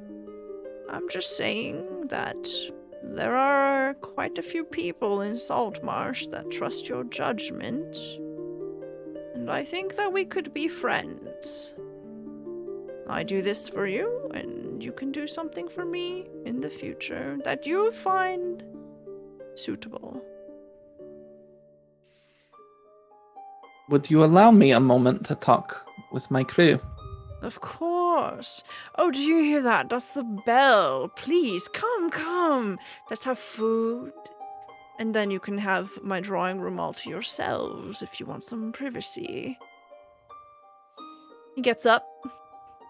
A servant opens the door. You can smell the fresh food just wafting out into the drawing room. Please, follow me. And he sashays. I always try saying that word, but I can't pronounce. Sashays his way into an extremely elaborate dining room. It could seat like 20 people, this very long table. And you can see that all of the settings have been placed over to one end. And he sits down at the head of the table and food begins to be served after everyone has seated. As the group of you eat, Galen tries to strike up conversation, and he seems to have very many stories to share. He tells you about his adventures out on the road and how well his merchant company is doing, and he has this very interesting, funny little business somewhere in the Vesvi forest where he hired a group of carpenters to make little tiny wooden horses and just kind of obscure, unusual entrepreneurial things, which might be interesting, but it's kind of whiplashy. There's a lot going on, and he's trying to ask questions as well, like, oh, so you say that you are a creator of some kind, dear KayBee. What is it that you make exactly? I make all kinds of little things. I make a lot of toys for children in the village where I come from, but yeah, I've seen some of the oven stuff they do up there in the Vesvi forest. I've been around in my many years, and that sounds really interesting. In fact, from my pocket in my vest, I bring out some of these little wooden toys that they're automated and they walk around on the table. Just a little thing.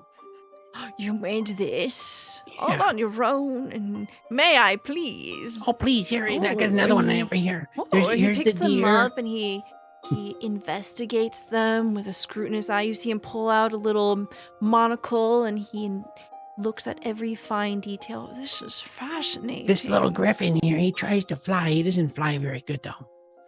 Very good. How much? May I buy these from you right now? 50 gold apiece. How does that sound? Oh, that's okay. You just go ahead. For me? Just for you. Food is just wonderful. It's great. Look at everybody is having a good time. Oh yes, please eat to your heart's desire. My kitchen is awake and available deep into the night. Can you get some more of this one over here, please? Oh yes, quickly, double. And you see that he is just fascinated with these toys that you've made, and food keeps pouring out. And where is it that you said you're from, dear Pole? I think I have a business out in Ammonfort. Yeah, I'm from Ammonfort. Yeah. What business do you got? Oh, I do believe that I have a number of farriers out there. They work with horses, you see. Oh, yeah. I didn't have any horses when I was there. A bit poor. But, I do a little bit of singing. I know lots of songs. I'd like to sing you one if you wouldn't mind. Oh, but I would love that so very much. Problem is, though, all my songs are drinking songs. And I don't see any drinks. That is a problem. He picks up a bell, he shakes it, and promptly a servant arrives. What would you like to have to drink, dear Pole? What do you got? Everything. Sounds like a good start. He just clicks his fingers, and you see that the tray, a cart and a tray come out And there are very many different kinds. There's brandy, whiskey, wine, beer, mead. There's a soup and all kinds of things. Please help yourselves. Cheers to my new friends. He holds out his goblet full of wine and he drinks deeply. You ever do a drop shot, sir? And I What is grab that? a small jigger of brandy and drop it in an ale as I push it Oh, back. Fascinating. It's And the he best. does the same thing and he just chugs it. You can tell that this is someone who drinks a lot and it doesn't seem to faze him even a little bit. He's very seasoned at drinking. Oh, that was delicious. Have you Wow. ever heard the one about this? It's more. This is sort of a low tempo number. It's called the Fox and the Lowborn Duchess. Went all around the bars in Ammonford. Probably some of your men have heard it. And he'll Oh. play this really nasty, dirty drinking song. And he's like bopping dirtiest to pubs it in and Ammonford. drinking to it, encouraging other people to drink along with him. And he'll be using the lute and making illusory illustrations as well. Oh my heavens, I've never seen it. I must hire you for my next party, if you don't mind. I would love it. Oh, this is fascinating. Oh, I love this so very much. You have to sing this very song. It is very good. Will do. Cheers. And I'll just- Cheers. Yeah, Paul's gonna just start working real hard on that plate full of alcohol. Yeah, and then he turns to Garen after some time in relaxation following the song. And you've traveled so many different places. Where is it that you wish to go from here? Say, if you could go anywhere, where would you want to go, my friend? I guess wherever the wind takes me. I can share that sentiment. I've traveled far and wide in my business, and there's a charm with every place that I've been. No two places are alike. And there's a Very certain true. kind of magic that you just can't capture. Yeah. I remember this small town. Can't remember the name of it. Just real small, quiet. Seemed like every day everyone just very calmly knew everything that needed to be done. And then you get into the big cities and they've got their own feel. Yeah, I definitely can agree with you there. Yes. That is why I am so deeply in love with Saltmarsh. It has a little bit of that. And it has for some time. Things are changing. I'm not quite sure which way I wish it to go, but Saltmarsh will always be my home, as it was for my family before me. And he turns back to Arlen and says, I have very much enjoyed the company. And I hope that you've enjoyed your meal, everyone. If you wish now to retire to the drawing room, please help yourselves, and I'll have Edwards here bring you some desserts to enjoy. Maybe another round of drinks. And he winks to Paul. And I will retire for the evening. Please let me know what you think. I would appreciate it if you leave word with Edwards before you leave. That way I can deal with them in the morning. All right, we will let Edwards know of our decision. He gets up and, with alarming precision, he copies the same exact move that Paul made with the sweep of his hat. He puts it back on his head. Good night. Night, Sarah. And he leaves. Could I ask a question? Yeah. I remember long ago, there were some weird cultish people that wore red bands on their arms, and I think some of the guards wore them here. Mm-hmm. Are there still those people around this estate? So you have only seen the guard at the door. You've seen the woman who delivered the envelope, and Edwards has been bringing out food and drinks all night. Of those 3 people, including also Galen himself, they do not. Okay.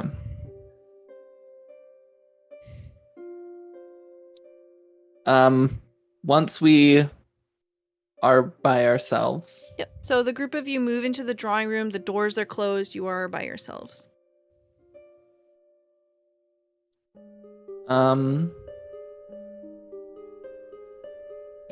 Take a good look around the room. Same. Yeah, can we? I'm worried about bugs. And Okay. yeah, do a thorough Uh-huh. investigation of the space. And also, while I do that, I'm going to use detect magic. Yeah, Garen is gonna And do a look around and ask Ella if she can sense anything. and Mhm. so detect magic, and I'm going to use this little thing I acquired recently, ring of X-ray vision, to look through the walls. It lasts for a minute. To look through the walls and look for any hidden compartments or any hidden peoples. Okay, this is fun. All right. You can see that Edwards is on the other side of, like, in the hallway, not like ear against the wall or anything, but like available. Probably cannot hear you through the wall. You see through the walls that there are definitely secret passages that leave from the drawing room, but that's actually pretty normal for like houses like this. You do find that there are secret compartments in the desk, the drawing desk, where there's like letters and paperhead and stuff.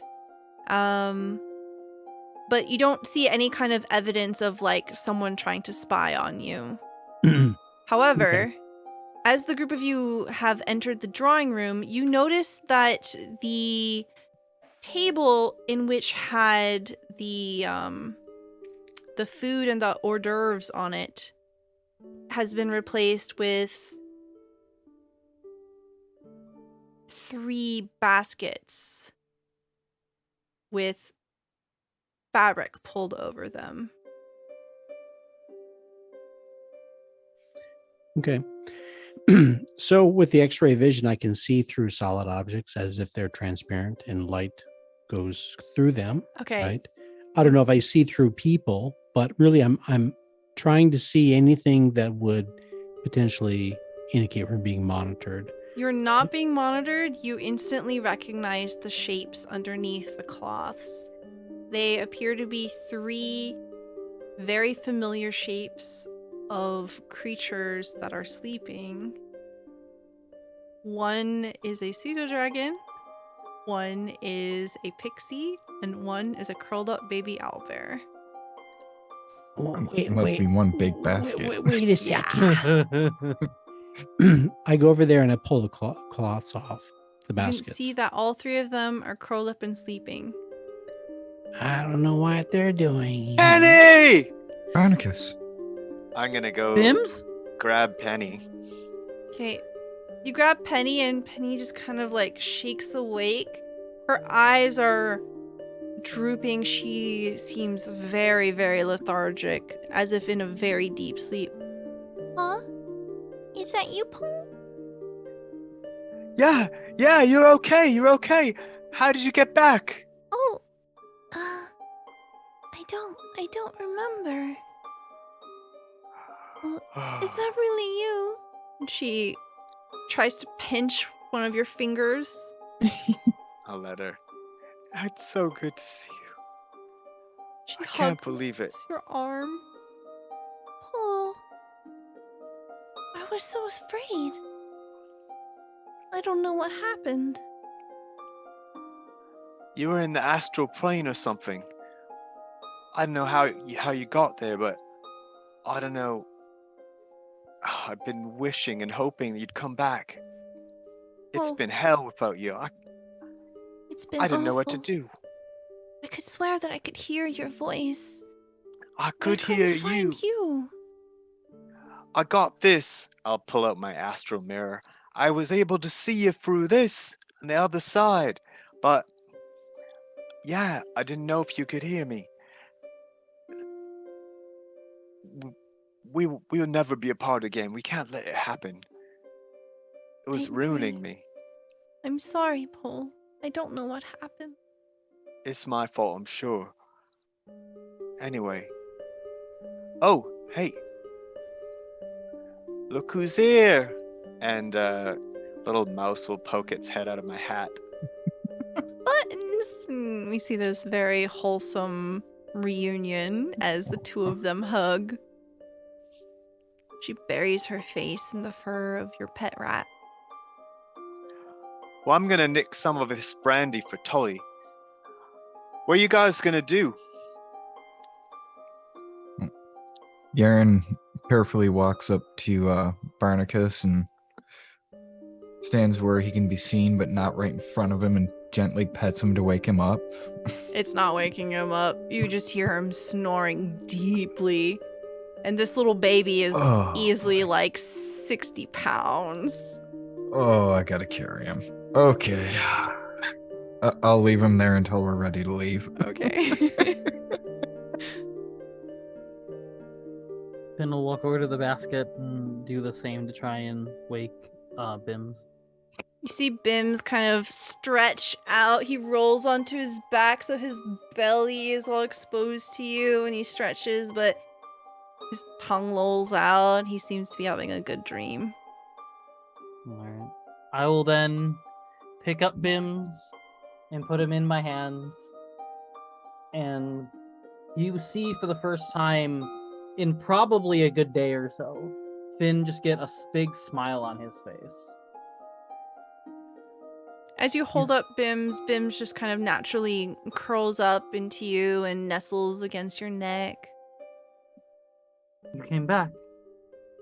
Maybe this isn't so bad. Maybe things will be okay.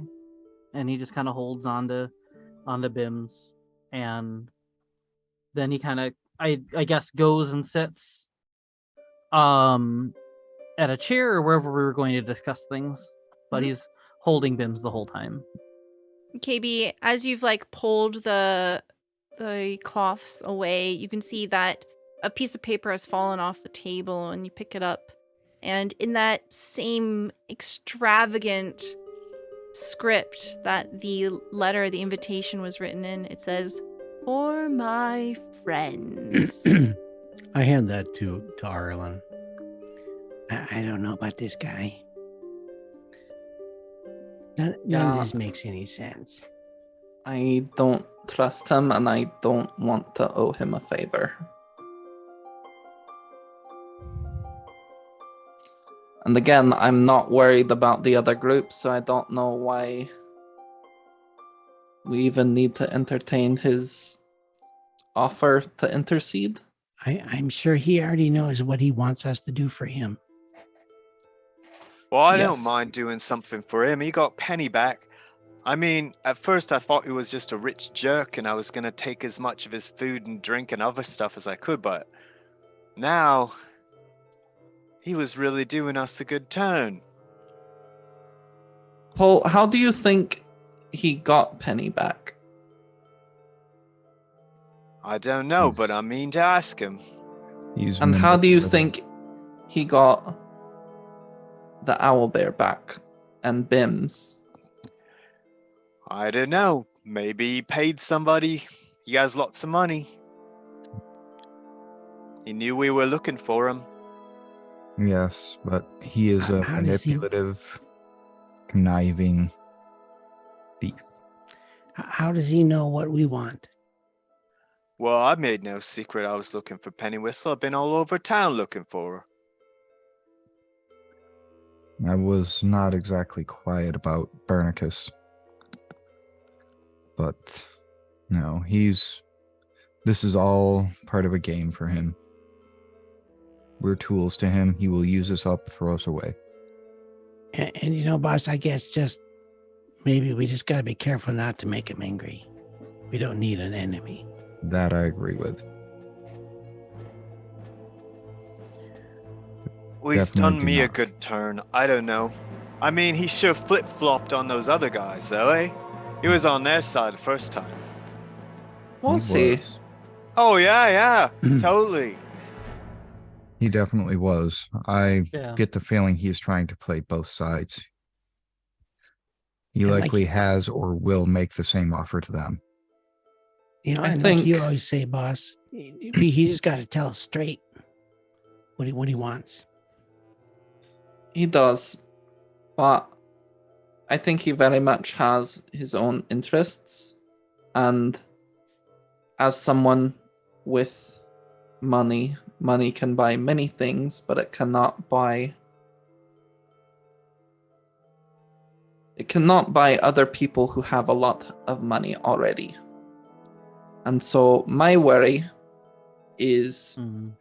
if we agree with him, the favor doesn't so much concern me, but it's him having information of, hey, you killed, harmed, maimed this other group to get your way, and him holding that over our heads. I just think everything about a deal with this person right now is a bad idea. I Oh, agree. sure. I mean, we could probably beat these guys fair and square anyways. I don't see any reason why we'd worry about it. No. We absolutely can. So I suggest that we say no, but I do want to get all of your opinions as well. I say no. Yeah, we don't need that deal. But, I mean, if he wants us to do something, he can come out and ask. I might help him. I agree. I'd say even there's probably other council members be glad to know what kind of offers he's making.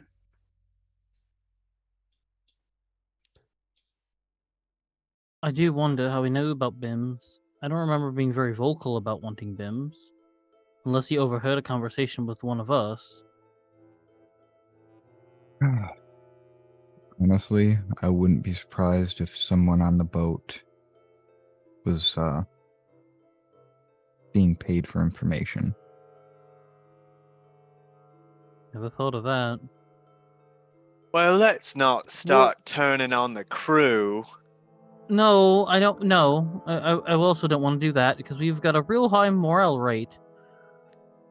They're all But paid extremely well, and everyone's having a nice time on the ship, so I don't want to worry about that too much. Everyone I has like just- a collective like flashback of like how y'all received like performance reviews from your like crew members, and they that's all exactly like, what I was thinking. they Yeah. graded all of you. Well, my only thing is, if we say no, is that going to anger him as sort of a look what I did for you? I got these things back for you, and you repay me by just saying no. Well, he's already. We'd be saying no to him helping us some more. And I don't think he has any reason to be angry about that. But is he trying to use the three of us getting 3 things we've wanted back as a way of going, well, I got these for you? He phrased them as gifts, and if he tries to guilt us because of gifts received, then I'll deal with that when it happens. All right. Well, then in that case, then my vote is also no. All right. I mean, it was already a majority anyway, but Still important to hear everyone's voice. I'm gonna go call for what's his face? Edwards. Edwards. That's what I thought it was, but I didn't want to get it wrong. Yeah, there's a bell, and you see that there's also a door. I ding the bell. Okay, Edwards promptly comes in. He says, "What can I get you?" please let the counselor know that we are grateful but do not require his assistance in this matter. However, in the future, if he needs something or needs help with something from us, then he is more than welcome to invite us once again and ask. Very good. Is there any a nightcap for you to go? No, I'm fine. Very good. Please follow me. And he'll open the door and more or less help escort you off the premises. As you all leave the Primewater estate and you make your way back towards the heart of Saltmarsh, you are met with Tully. Tully is dressed. Oh, thank God. I was gonna ask. And he holds up a letter. Well, while you were gone, someone left this on the ship. I've been waiting here in the plaza. I thought that you'd show up at some point. And, I might have had a few drinks while I was waiting. That's fine. I And would be I worried if you didn't have any drinks, Tully. I Oh, reach hey, I out my got you hand this for the letter. fancy brandy. Just for you, I pull it out of my haversack. He kind of like throws the letter at Arlen and just turns towards Pole. Arlen, as you look at this, it is addressed to Captain Arlen Ruvelath and Company of the Sea Lily. And you open it, and it is a summons for the Saltmarsh Council tomorrow at 10 a.m. All right, we have our summons. Everyone be ready tomorrow morning for a challenge. Aye, aye, Captain. Mm-hmm. I'll doff my cap. All right, and Garen lugging Barnacus. The basket broke immediately. So Garen didn't even try carrying Okay. the basket. He's cradling. as you like pick up the baby owlbear, you see that the basket has already broken before you even yeah. And it's like picking up a sack of potatoes. Like he doesn't remain yeah. as like one solid shape. He just kind of stretches out, and he's just heavy and bulky and uncomfortable and sharp. Oh no, Garen's like got one arm under his butt, trying to just kind of cradle him. He's just It's just sleeping away. yeah, it's awkward. He doesn't care. He has his baby back. Finally. I got my baby back, baby back, baby back. All right. The night is drawing to a close. It's close to midnight now, and you can see that all around you, Saltmarsh is sleepy, and most of the shops have closed. Pretty much the only thing available now at this time are the inns, the taverns, and your ship. So where's everyone going? I'm going Back to the ship. Yeah. Back to the ship. There's no good place to lug a baby owl bear, so he's going back to the ship. Okay. I'm going to Hannah's Inn Tavern. I'm staying there. Okay. You go to the snapping line. KayBee? Back to the boat. Okay. All right. Hmm. We Garen. follow... Sorry, go ahead. Garen does also check to make certain Ella didn't sneak off. No, she is Okay. joining you on the ship too. Okay. So we see the party split ways, and Paul, once you get back to the ship and you're in your room, Tully kind of stays up with you a bit, and the two of you, Tully has so many questions. He asks you about what sort of food did you eat? Was there anything worth stealing there? What did it smell like? What kind of shoes did he wear?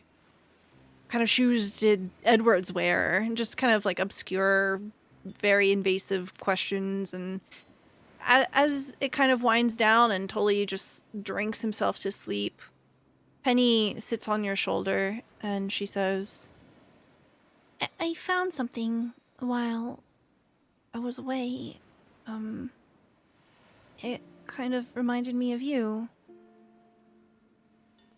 Oh, yeah? What is it? Do you remember that time when the river washed away all of the food that we had, and we lost our pack, and we kind of had to bum it for a week? This keeps happening to me, actually. But yeah, I remember that time too. Well, she produces a small pebble. You can tell it's a river stone. It's not anything special. It seems to be quite dull, but it is smooth. I found this and it just made me think of you. Oh, that's sweet. It's the only thing that I had to hold on to while I was gone. Well, you can hold on to me now. All you like.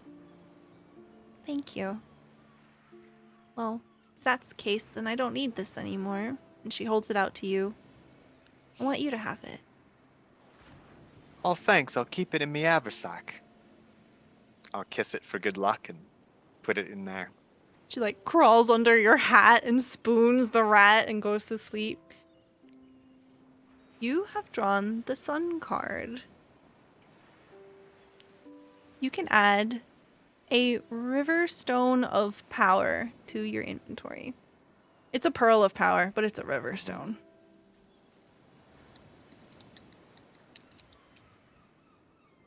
The camera shifts over to KayBee. So, I visit the mess. I'd introduced Ella to Malaya, our ship's cook, as well as the bosun, the half-orc bosun, Simona. Ella's room is, is between their two rooms, and a cozy little space. And they're in the mess with Ella and Malaya. We're having tea. And I'd like to ask Ella what kind of research really she's doing, what kind of books she has, because I've got some books that might interest her, books on magic and things like that. Oh, if you give me just one moment, she like scurries over to her room. She comes back with her arms full of books and she displays them out. Malaya seems kind of awkward because it's taking up a lot of space and she had just cleaned it, and oh no, she kind of knocked over a candle here, and Malaya goes about cleaning, and Ella is very apologetic, and Ella says, well, so, I've been finding in some of my research here that various ruins seem to have something to do with the number of curses that crop up around here.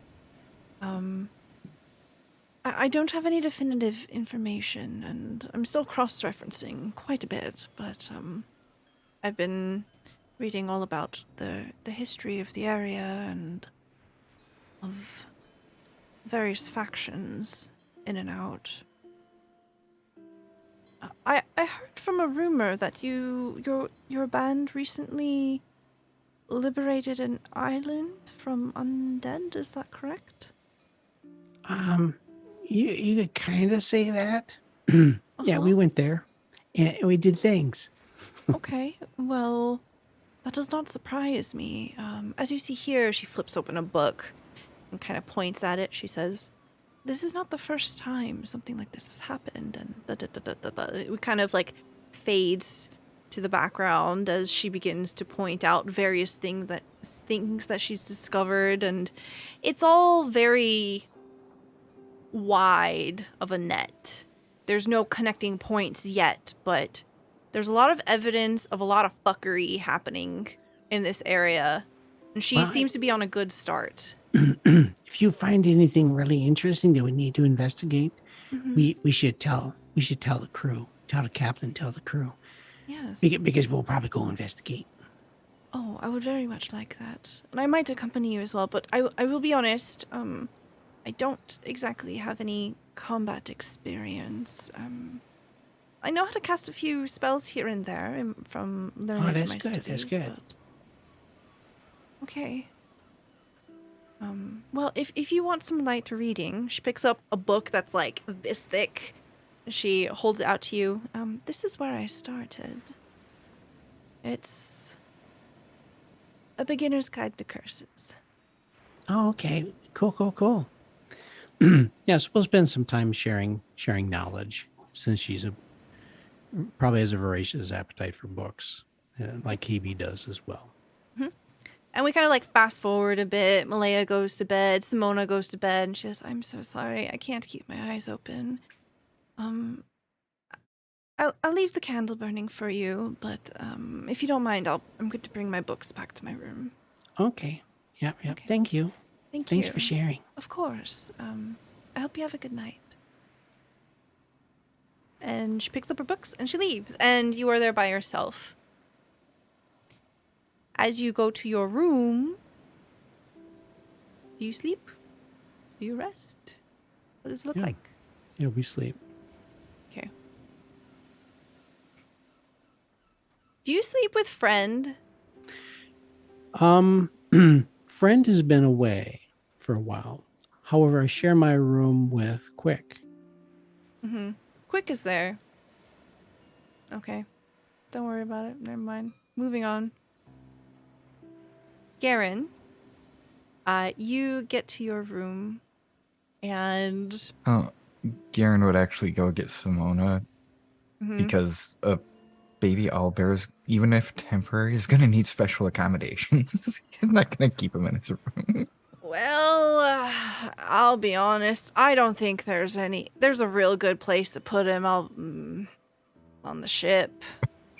I don't think a ship is well equipped for a baby owlbear. I'll be quite honest. Yeah. No, it isn't. I'm not planning on him being here all the time. Thank you, Max. Well, I could move some of the stuff from the second storage room into the first one, and then it could be kind of like a temporary room, I guess. But All right. uh, I mean, I guess he can bunk with me because I don't know if we can fit all of that into the one storage room. yeah. All right. Hopefully he doesn't rip my face off when he wakes up.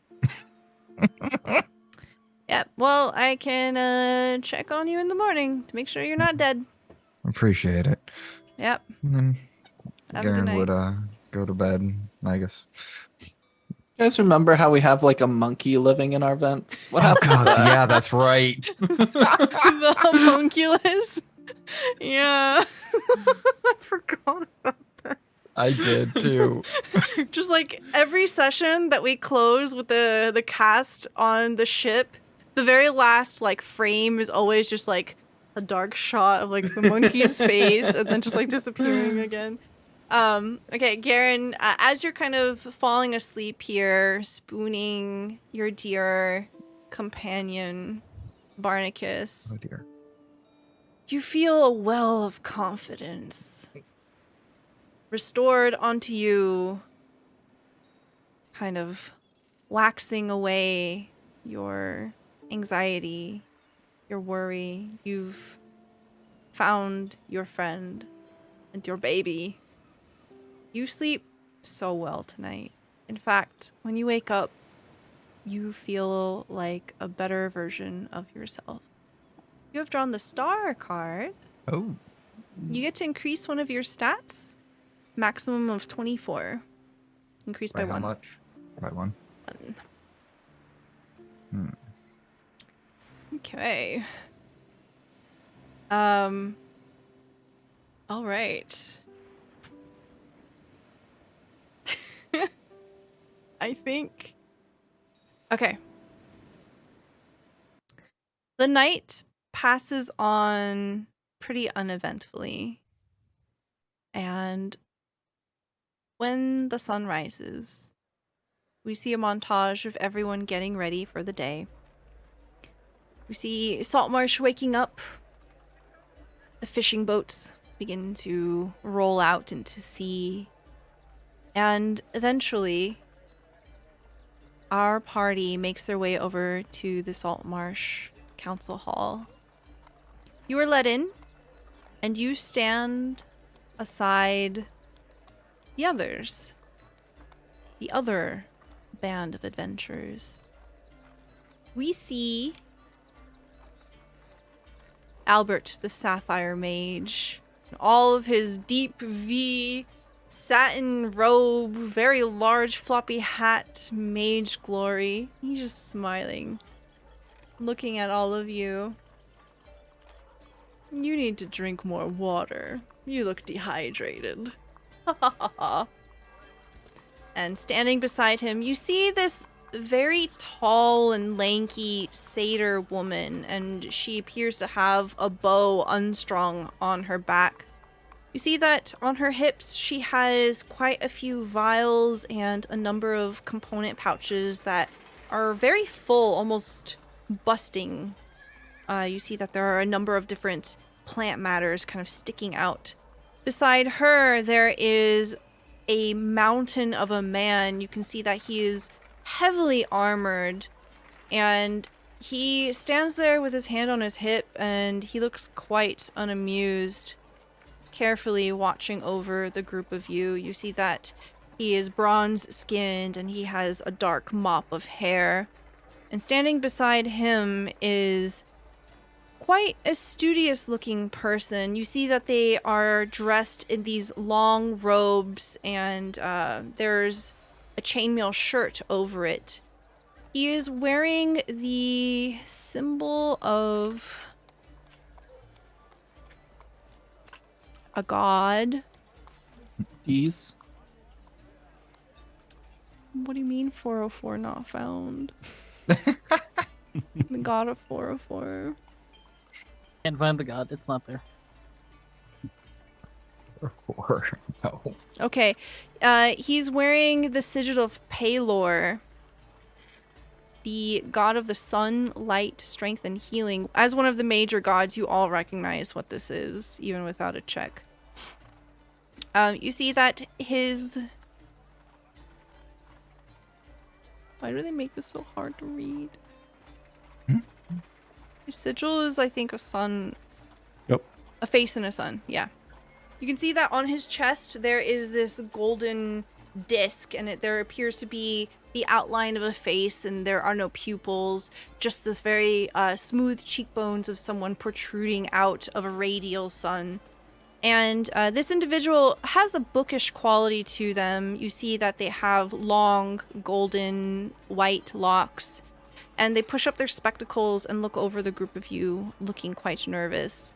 And the camera pans over to Edda Oland, and the leader of the Saltmarsh Council, and she says, "The council's come to a decision.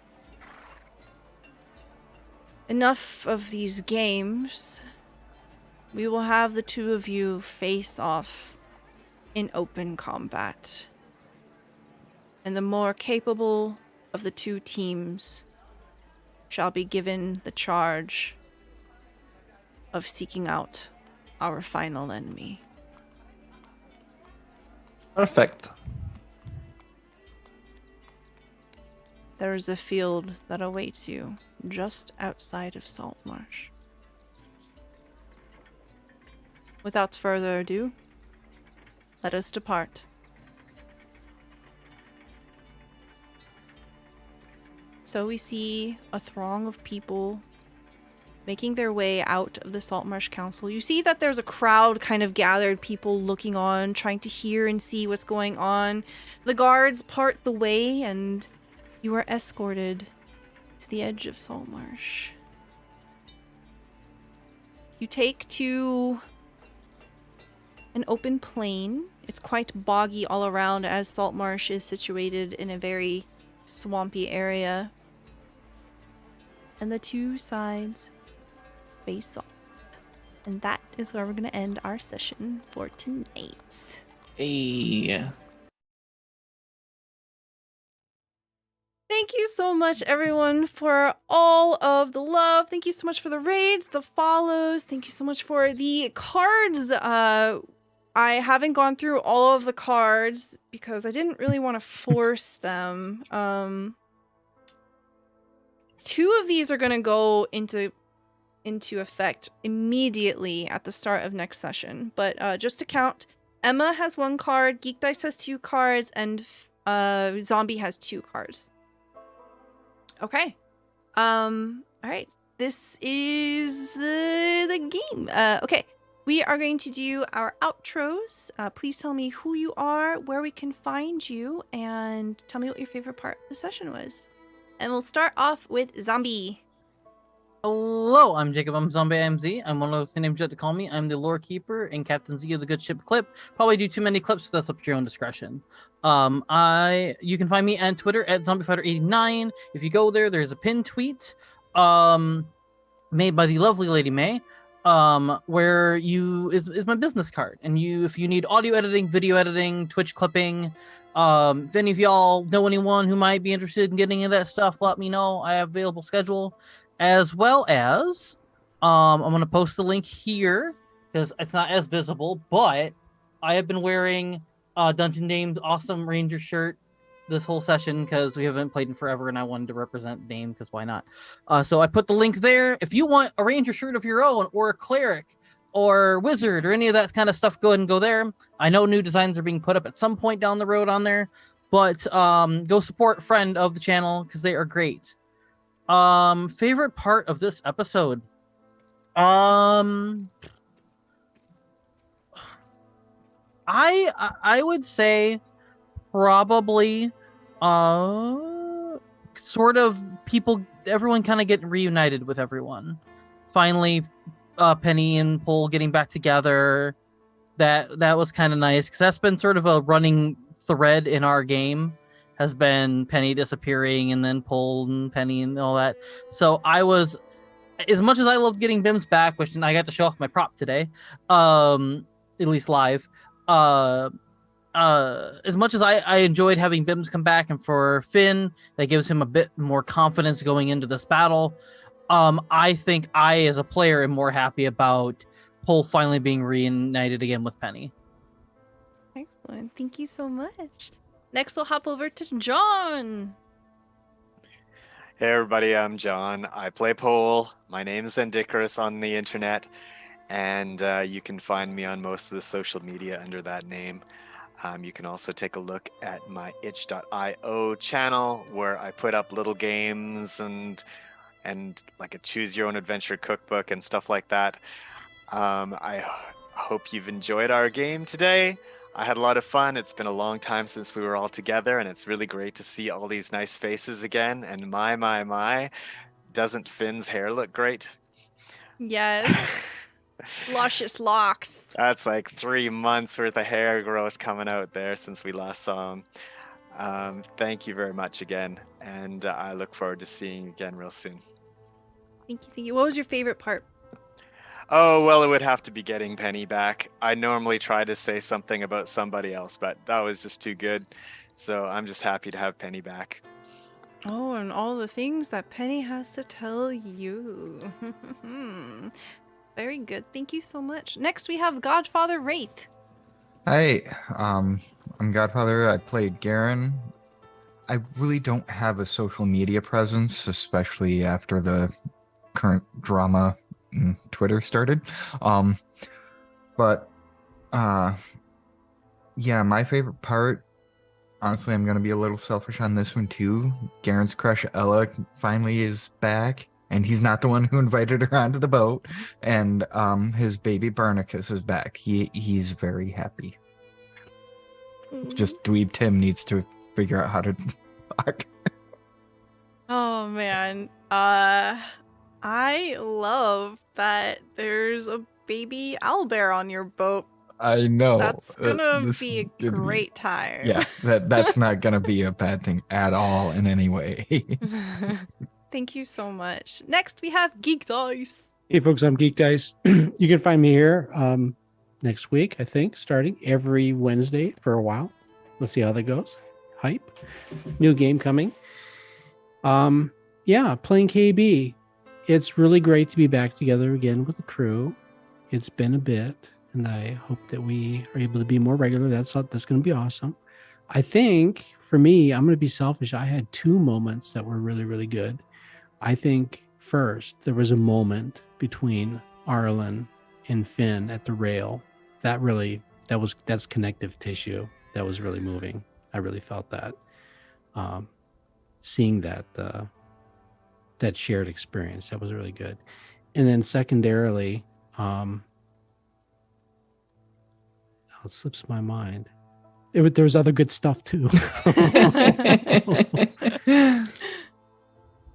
Yeah, actually, the second part I think is also just the deep exposure, the narrative of Ella's vision, what Arlen saw. That was, I guess, really kind of a bit of a reveal. That was really good. So I appreciate that.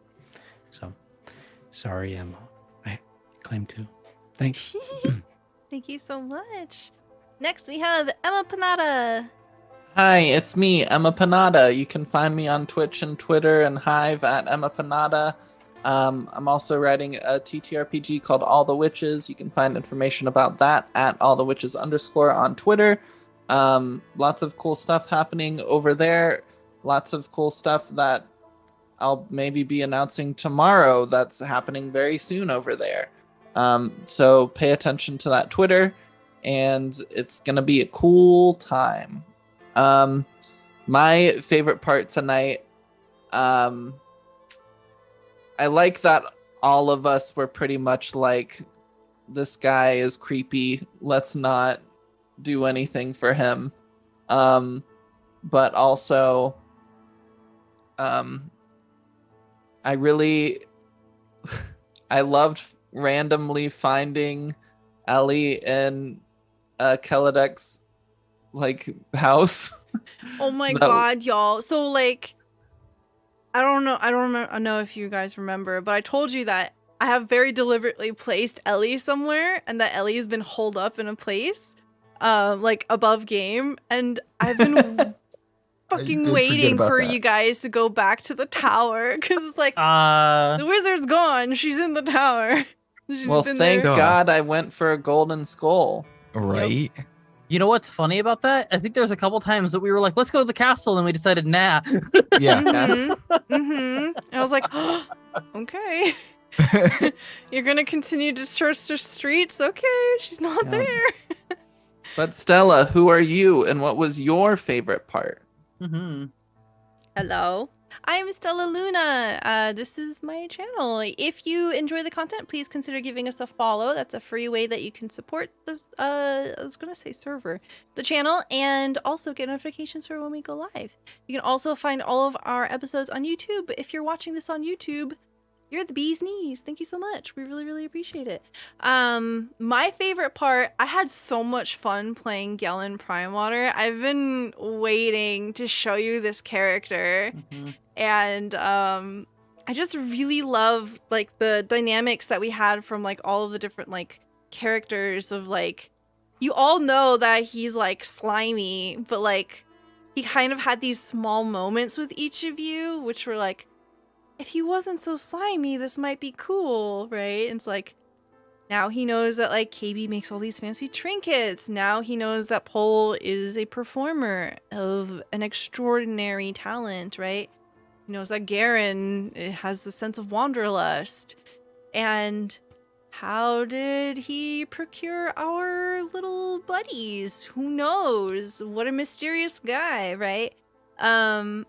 That was really, really fun. And I'm also super excited for y'all to fight the other party. It's going to be a good time. So we are going to be opening up with combat at the very beginning of next session. So please prepare for that. But yeah, to piggyback off of what GeekDice said, starting next Wednesday, we are going to be starting another Patreon campaign. It is going to be Rime of the Frost Maiden. We're starting at 8 p.m. Eastern Time. So we're going back to our schedule of having a game every Wednesday, and they will be flip-flopping. So if you want to see more Secrets of Saltmarsh, you can join us live at 8 p.m. Eastern Time on February 1st. thank you so much for being here. Really appreciate it. And again, shout out to all of our Patreons. Because of you, all of this is possible. Thank you so very much. Please check out our link here to see what you can get for being a Patreon, and please consider joining our Discord where we do all the chats and where John posts all of his super fucking delicious food. It's amazing. I love it so much. It's so yummy. Mm-hmm. Well, have a good night, everyone. Thank you for being here, and we'll see you next time. Bye! Make sure you check out Emma's Kickstarter, or Please else. do it. Do it.